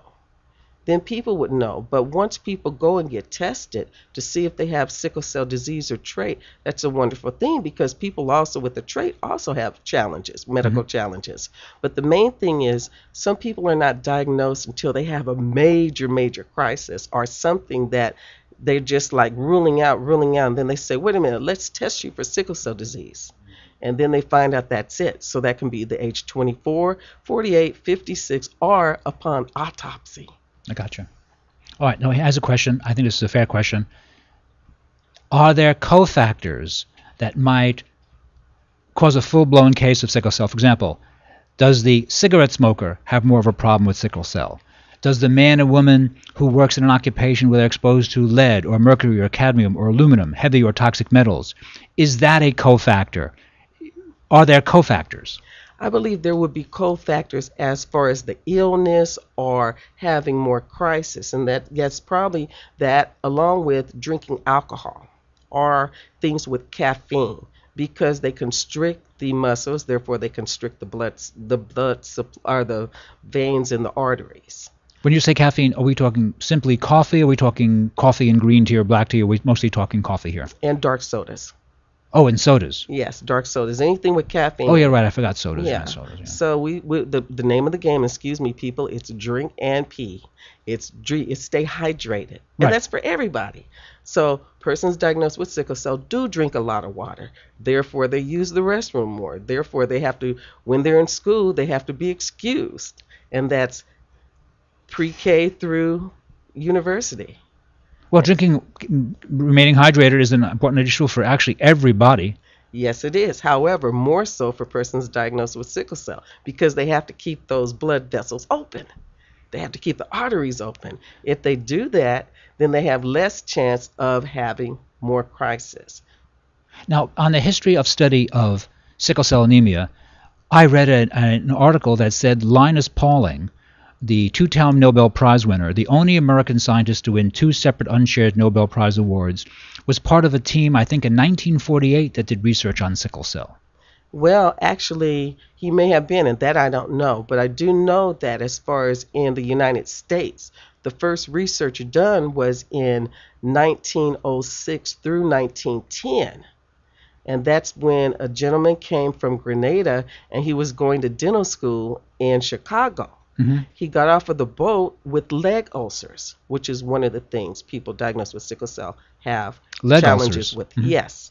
So he went to school. Everything was basically fine, but it was my understanding that it was a real cold winter, and Grenada temperature is totally different. Oh, it's beautiful. And the yeah, weather, sure. yes, than Chicago. So he had a crisis.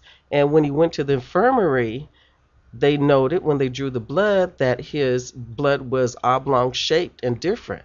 So Dr. Hedrick was the doctor over it, conferred with a gentleman or a doctor in Germany who he had went to school with, who also conferred that yes, this is what I know to be true. So when we talk about 100 years of sickle cell, it was in 2010 that it was 100 years that the Western United States, Western med finally got something written about sickle cell disease, but it's been around for quite a few more years than that. Right. So that is one thing that I wanted to correct. The point was, though, that was the first time it was actually addressed, so to speak. Before that, it was going on in the fields, cotton fields, but it just wasn't a priority.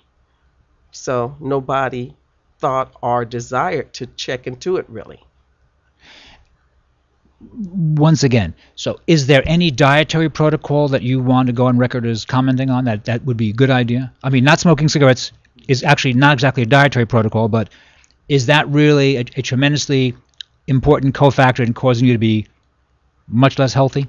Yes, including not just smoking, but being around smoking. That's because of the oxygen. Right. So yes, that being in a warmer temperature versus a colder temperature.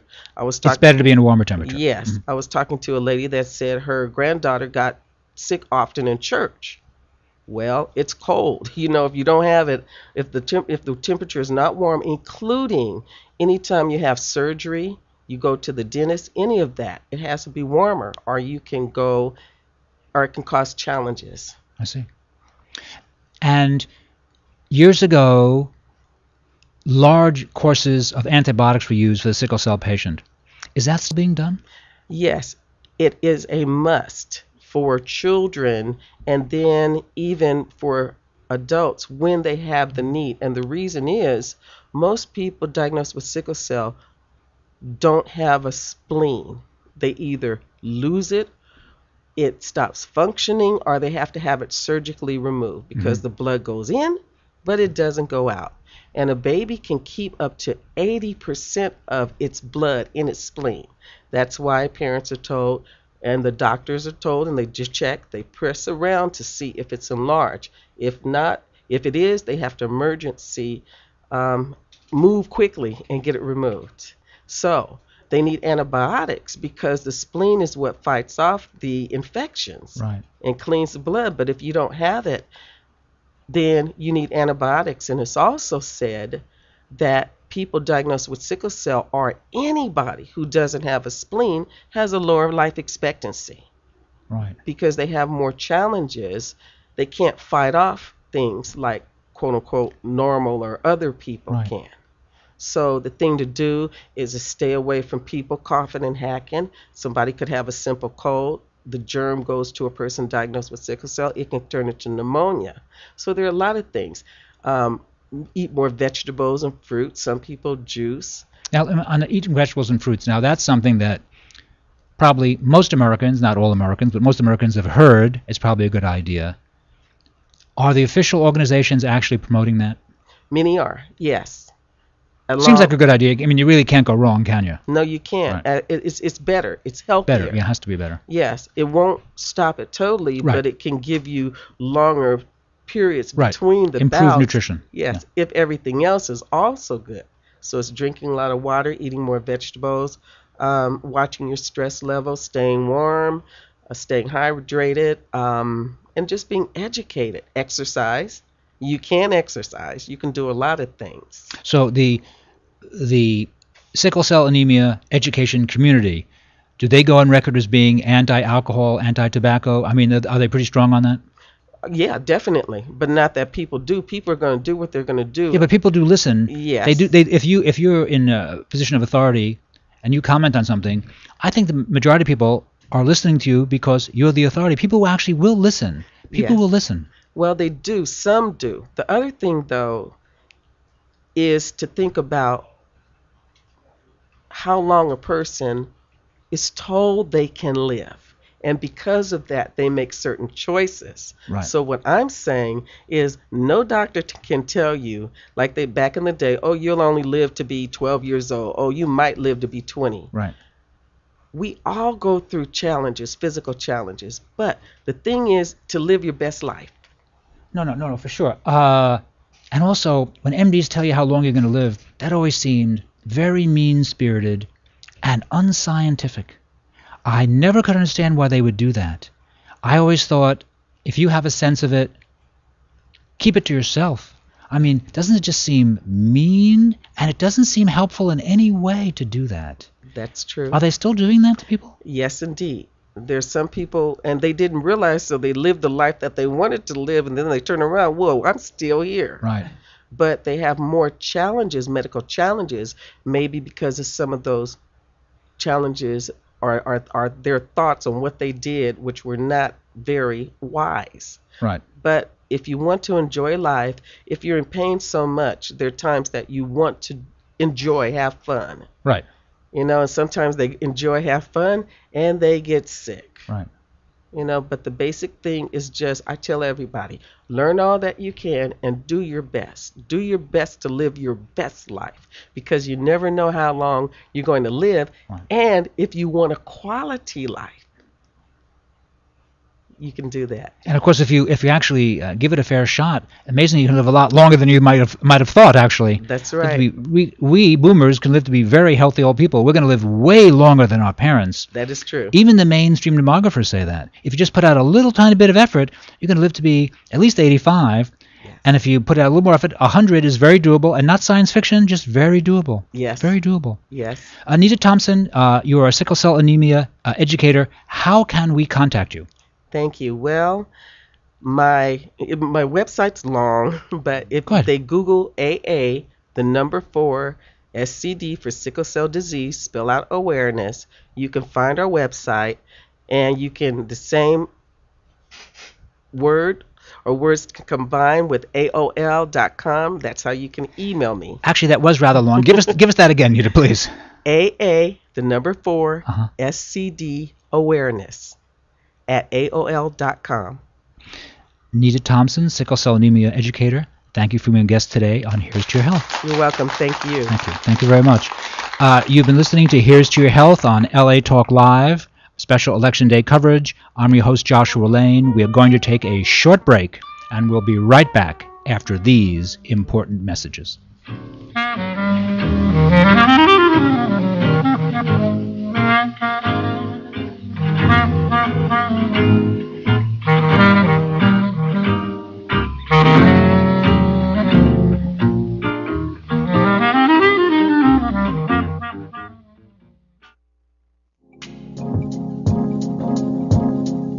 This is Girl for Sickle Cell, and sickle cell has waged a war against our community, and it's time to fight back. What is sickle cell? Sickle cell disease is an inherited blood disorder where your red blood cells do not get enough oxygen. Over 100,000 people in the United States are affected by sickle cell. 100,000 people? Yes. How can we help? Join me today in the fight against sickle cell by visiting me on Facebook or follow me on Twitter at Girl for Sickle Cell. That's GURL, the number 4, sickle cell. Again, GURL, the number 4, sickle cell. Let's stop the war today. Walk, run, climb, play. Solgar number 7 can help. Feel the difference for yourself. Solgar number 7 actually shows improvement in joint comfort within 7 days. Now you can start to get back on track fast and pursue the activities you love. Solgar number 7 is a breakthrough in joint care with no glucosamine and no chondroitin. The advanced bioactives in Solgar number 7 help to increase flexibility, mobility, range of motion, and actually shows improvement within just 7 days. 1 capsule once a day is all you need. When stiff joints occasionally say no, Solgar number 7 says yes. Visit Solgar.com and learn more about Solgar number 7 today. That's www.solgar.com, www.solgar.com. Solgar number 7, official sponsors of Here's to Your Health with Josh Lane and LA Talk Live. Oh, your skin looks... Hey LA, are you getting out to vote on Tuesday, November 6th? I know I am. This is Lady J of Lady J's Wild World of Sports, and I'm joining my family right here, LA Talk Live, and encouraging the citizens of Los Angeles to get out and vote on Election Day. As you know, this is one of the most important elections in our American history, and we need everyone in LA to register and have a voice on November 6th. Currently, the state of California, the state we live in, has 6.5 million people eligible but not registered to vote. And about half of those voters live in LA County. So I'm joining the family here at LA Talk Live and encouraging you to register and vote on Tuesday, November 6th. And if you haven't yet registered, don't worry. You have until midnight on October 22nd. And you can now even register online. So there is no excuse. That's right. If you have a signature filed online with DMV or a state ID number, you can now register to vote at registertovote.ca.gov. And don't forget to join us here on Tuesday, November 6th for LA Get Out and Vote, our live election day coverage from 8 a.m. to 8 p.m. where we're going to keep you tuned in exclusively to LA election news and poll coverage. All day right here on my station, LA Talk Live, where we are more than just talk. Okay?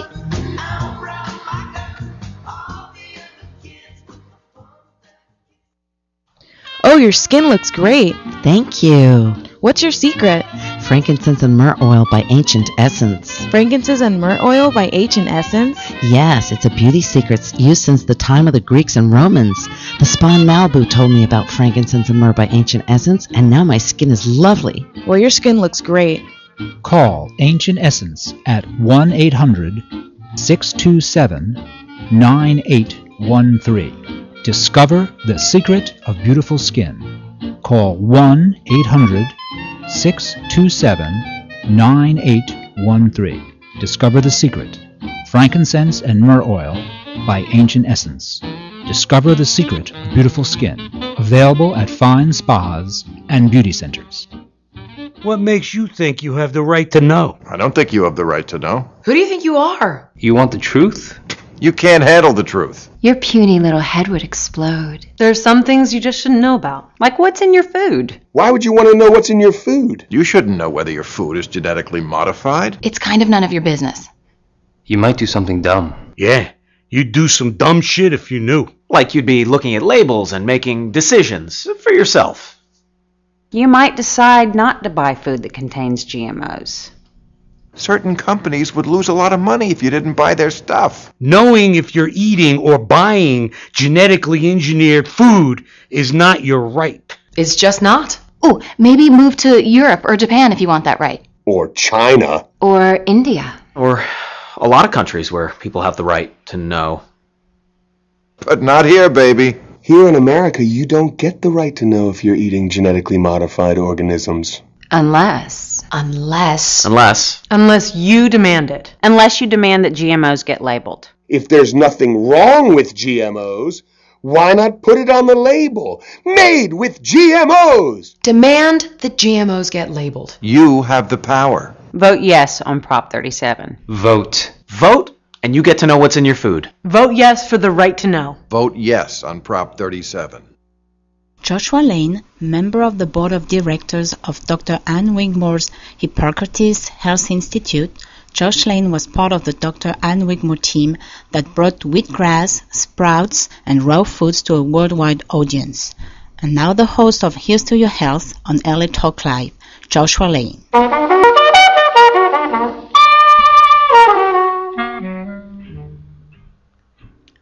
We're back.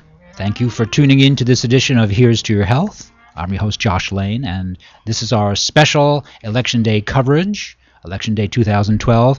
My guest now is Sharita Herring, who is running for Los Angeles City Council District 9, and she has a lot of experience as a community organizer and advocate. And Sharita Herring, welcome to Here's to Your Health. Well, thank you so much. Thank you. Thank you. And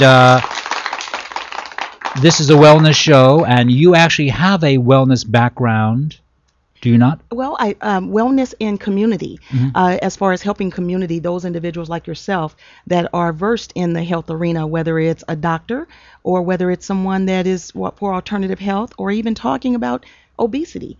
What I do is I work with those individuals and help them to expand what it is that they do, whether it's through grants or many of them want a nonprofit or they just want to learn how to form collaborations It may be someone that is versed in nutrition and she wants to work with a health organization, but she doesn't know how to form those collaborations. So that's what I do in the health arena.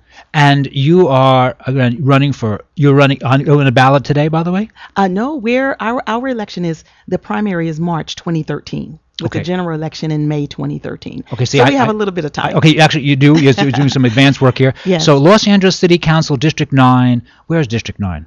That's actually, Jan Perry is currently the councilwoman in that seat. Now, it has changed a little bit with the redistricting. It used to include most of downtown, but now the borders are, it actually, if you're further over east, it starts at Wilmington down north and Washington. And then as they get closer over to Figueroa, it drops down to Olympic and picks up LA Live, the Staples Center, and going up Figueroa, USC, the Coliseum. Well, that's a big area, isn't it? And then it goes south to about 95th Street. And then, but further south, instead of the east border being Alameda, it's Central. So it kind of cuts up really funny, but most people know that area, especially those that are listening that are not in Los Angeles, as South Central Los Angeles. But they've broken it down to different names as far as the neighborhoods. But it's most of South Los Angeles. Zip codes 9003, 011, in those areas. But it's about 250,000 people or a little more. And the function of the Los Angeles City Council, how many members are on that group? There's 15 council districts in Los Angeles. So 15 members meet, weekly? How often do they meet? Oh, there's weekly meetings, but there's also the council person is there. That is that the local office that works closer with the grassroots and with the community and the businesses instead, because there needs to be a particular one person that helps to direct dollars, to help build business. There needs to be that person that's sitting there at the table to help be that voice for community. Is the word ombudsman an incorrect term here? Is that what you do? In other words, let's say I owned a small business. I come to you. I'm looking for assistance for the business. And you can send me to various agencies and tell me what's available. Is that what you do? Yes, or the council office. Yes. And then there's a local office. There's an office in downtown LA in City Hall, and then there's a local office in the district. Oh. But that's what the city council office is to do. In other areas, they're called ombudsman, or they have other names. But in Los Angeles and a lot of other larger cities, they're called city council. And if I can ask, what background do you have that would make you valuable in this capacity? Well, I have never run for a local office or political office. I have worked with politicians for over 20 years. Yes.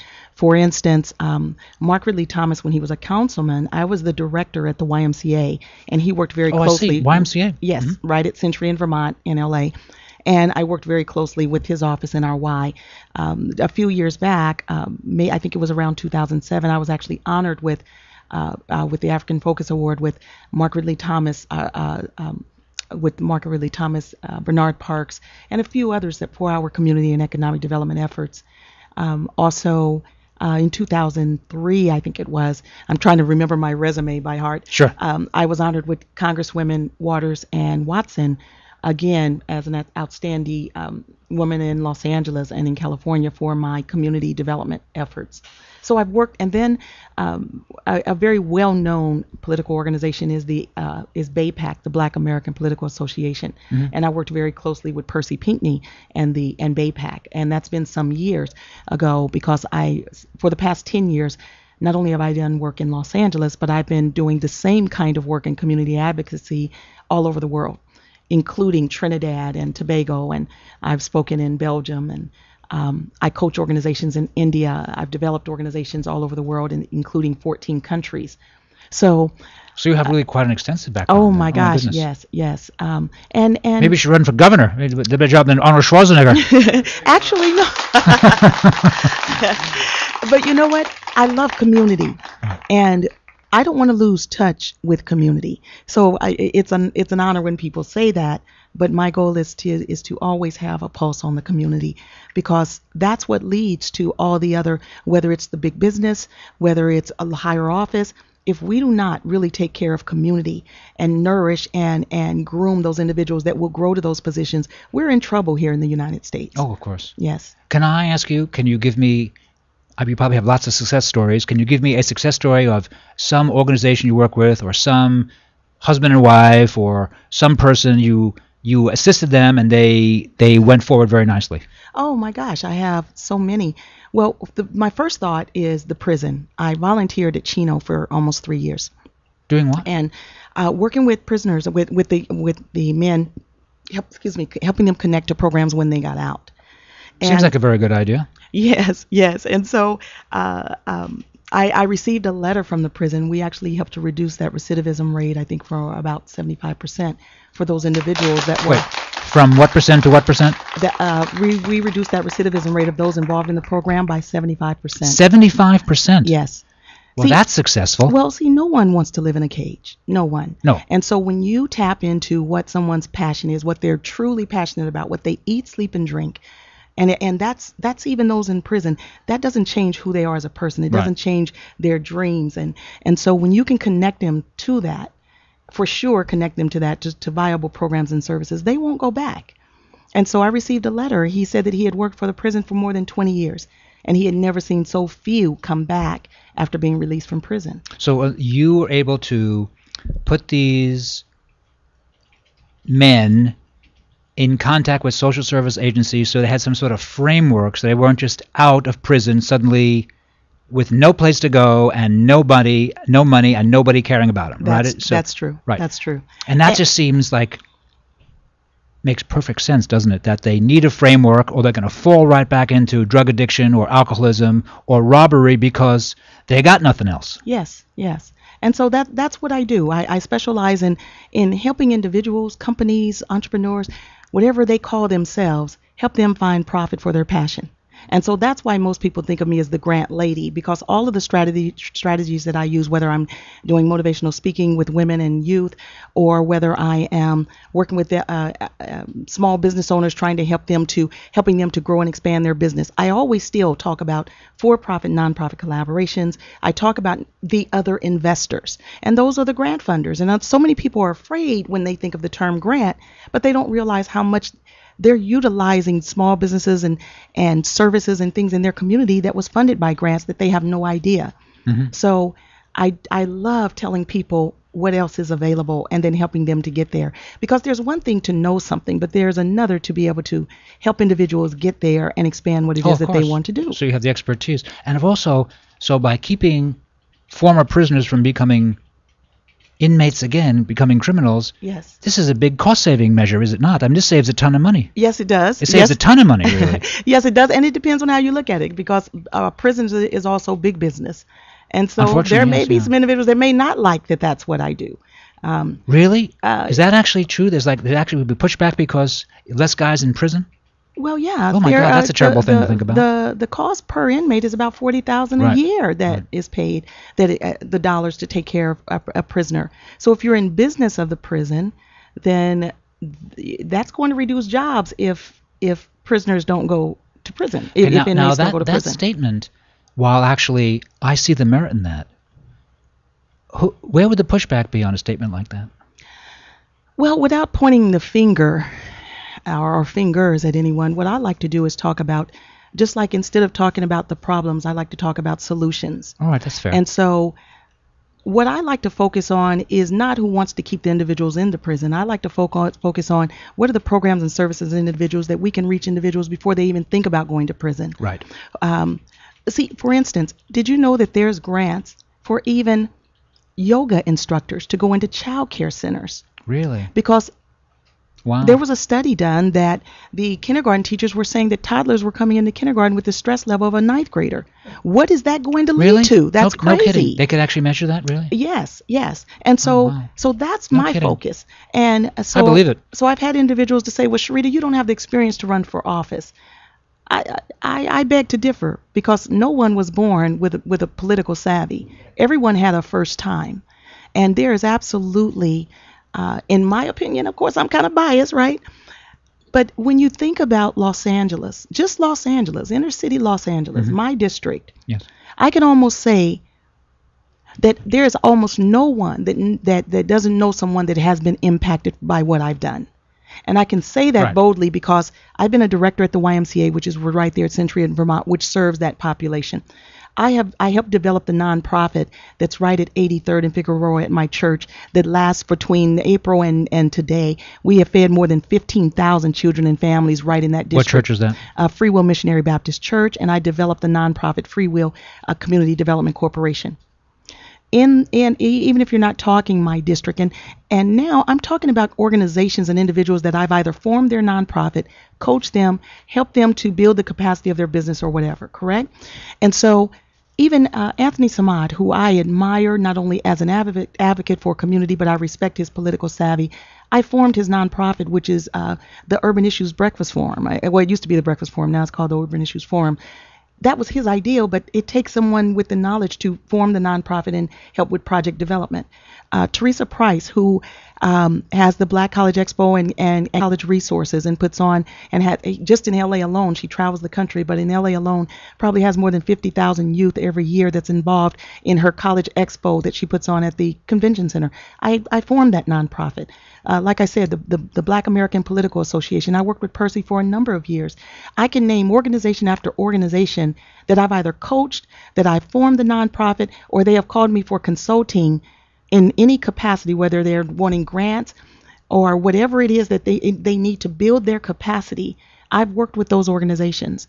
And so I not only talk the talk, I've been walking this walk for a very long time. I'm not running for this seat because I need to jump into another seat. I'm running for this seat because I feel that our community needs someone sitting at the table that truly has a voice, that is concerned about them and can bring resources to them with the skill sets that I have. Do I have the political savvy or the political contacts that the others that are on this journey? No, I may not. But you can ask at least 3 of the top ones, who have they worked with in community that has made a difference? And unless they don't want to say my name, they would have to say Sharita Herring. So I'm tired of those without a voice not having a voice. And so that's why I'm running for the 9th District. And Sharita, when we're chatting with Sharita Herring, who's running for the Los Angeles City Council District 9, and again, that's not until early next year. March 2013 is the primary, yes.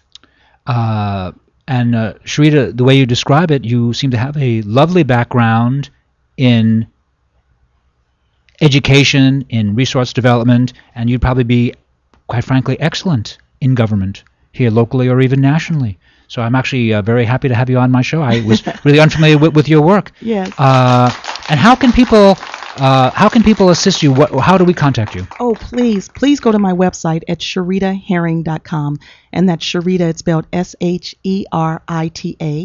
My last name is Herring, Herring. So that's SharitaHerring.com. And please support me. Go to my website, and if you would love to volunteer, we're going to need individuals to walk with me in the communities. We're needing some individuals to work, answer phones in my campaign office. But also, I want to work with others that have thought about running for office, and for some reason they had a fear. Because, I honestly believe that so often it's like with grants. When you and I were earlier talking about the grants, and so many people have a fear of looking at grants because they've only looked at a government grant, or someone told them that it was mystical and all of that, so they just don't even look at it and they miss those dollars. I feel like people look at the political arena the same way. They haven't been involved in it, they don't understand the process, so they just don't jump in. But they are major in their communities. They have a way of gathering individuals and talking to individuals and knowing what's going on. These community leaders need to get involved. Start out, if they're afraid to jump into the political arena, start out by working with your local community advisory committee. Get on your neighborhood what council. Community is that? There's community advisory communities. They're known as CACs, C-A-C. Or that's here in Los Angeles or all over the country? Like I worked with the local CAC for the Western Slauson and that large development right there that has Home Depot and all of that. I was on that community advisory committee. But so many people are afraid to get involved there. And what I'm saying to everyone is get involved in your communities, because we all can have a voice. It's not, and people want to say, well, it's the government's job, or no, it's our responsibility on what goes on in our communities. If more people knew about economic development and just understood it, we would not have had a down economy. See, because once someone hear our economy is down, then they stop spending. But then you've got to look at how is the spending. For instance, my office, as far as the Creative Images Foundation, my company, and that's Creative with a K, is in Beverly Hills. But I work all over, not only Los Angeles, but the world. Well, if I stop, the average communities, in a healthy community, the dollar circulates 5 to 7 times. In an unhealthy community, it might circulate once. So if I live in a community that's not doing as well, I need to look at what part am I playing. For instance, when I leave my office in Beverly Hills, if I stop at the bank, then I stop to get gas, and then I stop at the grocery store. But before I stop at the grocery store, I want to grab me a burger because I don't want to be hungry when I go in the store, right? And I'm a burger fanatic. I shouldn't be. I know health and wellness. No problem, and all that. no problem. I'll give you a pass today on that. and then at last I stop at the cleaners. Well, I have contributed to the Beverly Hills community 5 times. Right. And then as I drive down the freeway, I get off at 9:03, and then I'm upset because the guy there at the light as I get off at the exit, he's asking for change, and I'm upset saying get a job, but I'm taking the jobs away from that community if I'm spending somewhere else. Right. We all are part of economic development. Yes. So that's what I teach. I've taught economic development to gang members. I taught it when I was teaching there in the prison. And I teach it to young people because it's important for us to know the value of what it takes to keep and build a strong community. And that starts from the inside out. It should not be expected that is just big government's job. Right. That's why we have nonprofits. That's why they're exempt from taxes the way they are, because they are there to help strengthen and build the individuals and communities and help with the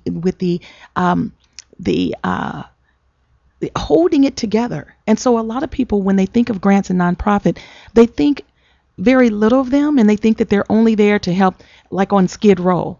And that's not the case. I worked on a committee in Costa Mesa, California, with grants, and we chose where those dollars were going. And they were one of the first police departments, I think, in Southern California to have cameras on their cars. Those were with grants. So the cameras on cars thing is a great idea, isn't it? Yes, it's and that's very good. Not really a big money expenditure, is it? It was fairly large because, for one, it was new. It's just like when we first bought the flat screens. Right. And so initially they cost a lot more than what they do now, and the technology constantly changes. But the thing is that is for people to know really how are their cities operating, how are their communities operating, and how can they get involved. And I just like to bring grants into the picture because it opens up doors for so many that otherwise would not have had the opportunity. People don't realize that even credit unions are nonprofits, and that's why they can give loans where that individual couldn't get a loan at a bank.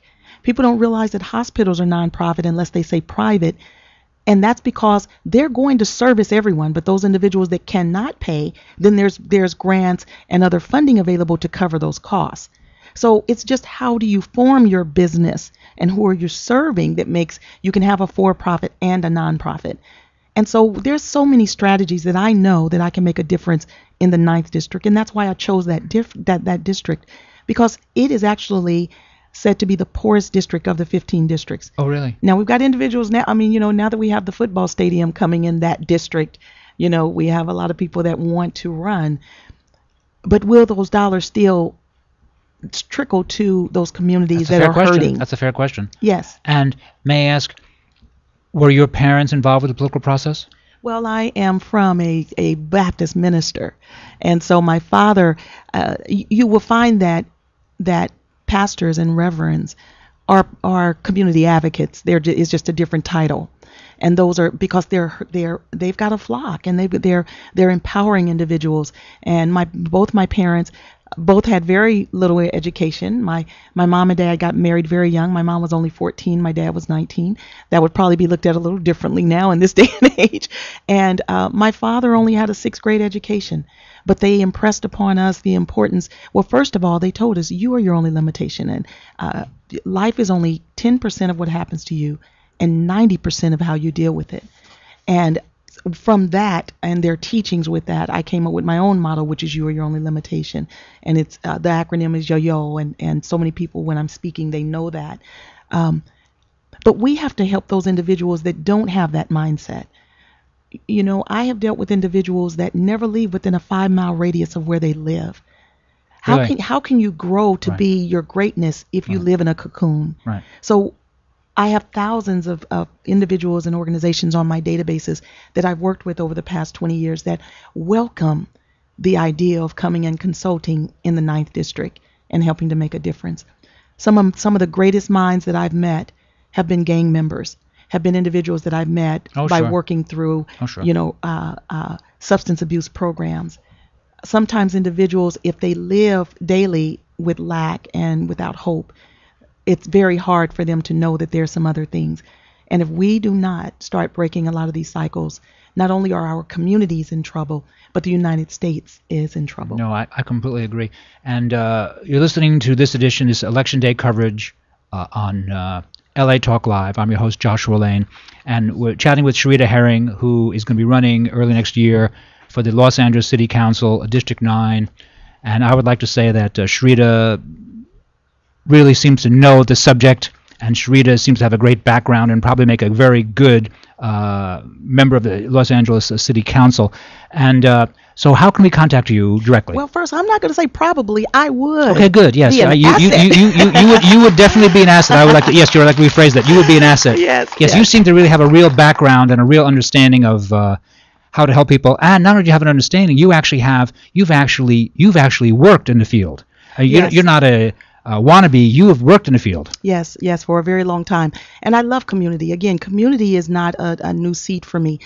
Community is a lifestyle for me. I eat, sleep, and drink it. I mean, I have literally had problems with relationships because I love community so much. But we are who we are. And you can't have everything. You know what I mean? What can I say? And that blessing will come. That blessing will come because and one of the things that I love to show people is that, and I'm not trying to step on anyone's toes, but God, my God, the way that I see him, everyone's different, or some people may or may not even believe in, but the way that I was reared is that there is absolutely no way that God had put a true talent and skill inside of me or you and everyone else, and there's no way that you cannot sustain off of it. And so I speak on that often, and so I find out what is your passion, and then I show you how you can get grants for that or have a business with that. How do you collaborate with someone and make that happen? How do we turn that into an after-school program? How do we work with the seniors that are living 25% longer, but the suicide rate is one of the fastest growing? How do we develop programs? Really? Yes. How do we develop programs to bring our seniors back out and utilize those wonderful minds until they're dirt again, until we're dirt again? Wouldn't it be great to be operating in our passion until we're no longer here? Yes. That's just a wonderful thing. So you got to excuse me. I get so excited. Every day is new for me in what I do. Every single day. And that's exciting in itself because I meet you today and then I will talk to you about what it is that you do. And that's what I'd like to focus on now. I love the fact that you have me on here to talk about me running, but I know that this is a health and wellness show. And I would like to talk to those individuals that are in your audience about the grants that are available for them, the grants that are available for you. I don't know how much time we have. All right, do me a favor. So we don't have too much time. Okay. We're chatting with Sharita Herring, who is a candidate for Los Angeles City Council District 9. How can we contact you directly? You can contact me. You can go to my website at sharitaherring.com. That's SHERITAHERRING.com. Now, my company is the Creative Images Foundation, and they can go to my website at KIFoundation.org. That's KIFoundation.org. And also, we send out free grant information weekly. Millions go back every year because people just don't know where they are. Excuse me, So if they sign up on my website, and that's at either site, they can sign up for the free grant info that we send out weekly. So please get on our email list, okay? Happy to do that. Sharita Herring, who's running for Los Angeles City Council District 9, thank you for being a guest today on Here's to Your Health. Thank you. I'm your host, Joshua Lane. You're on the LA Talk Live Radio Network, special Election Day coverage. Thank you for tuning in.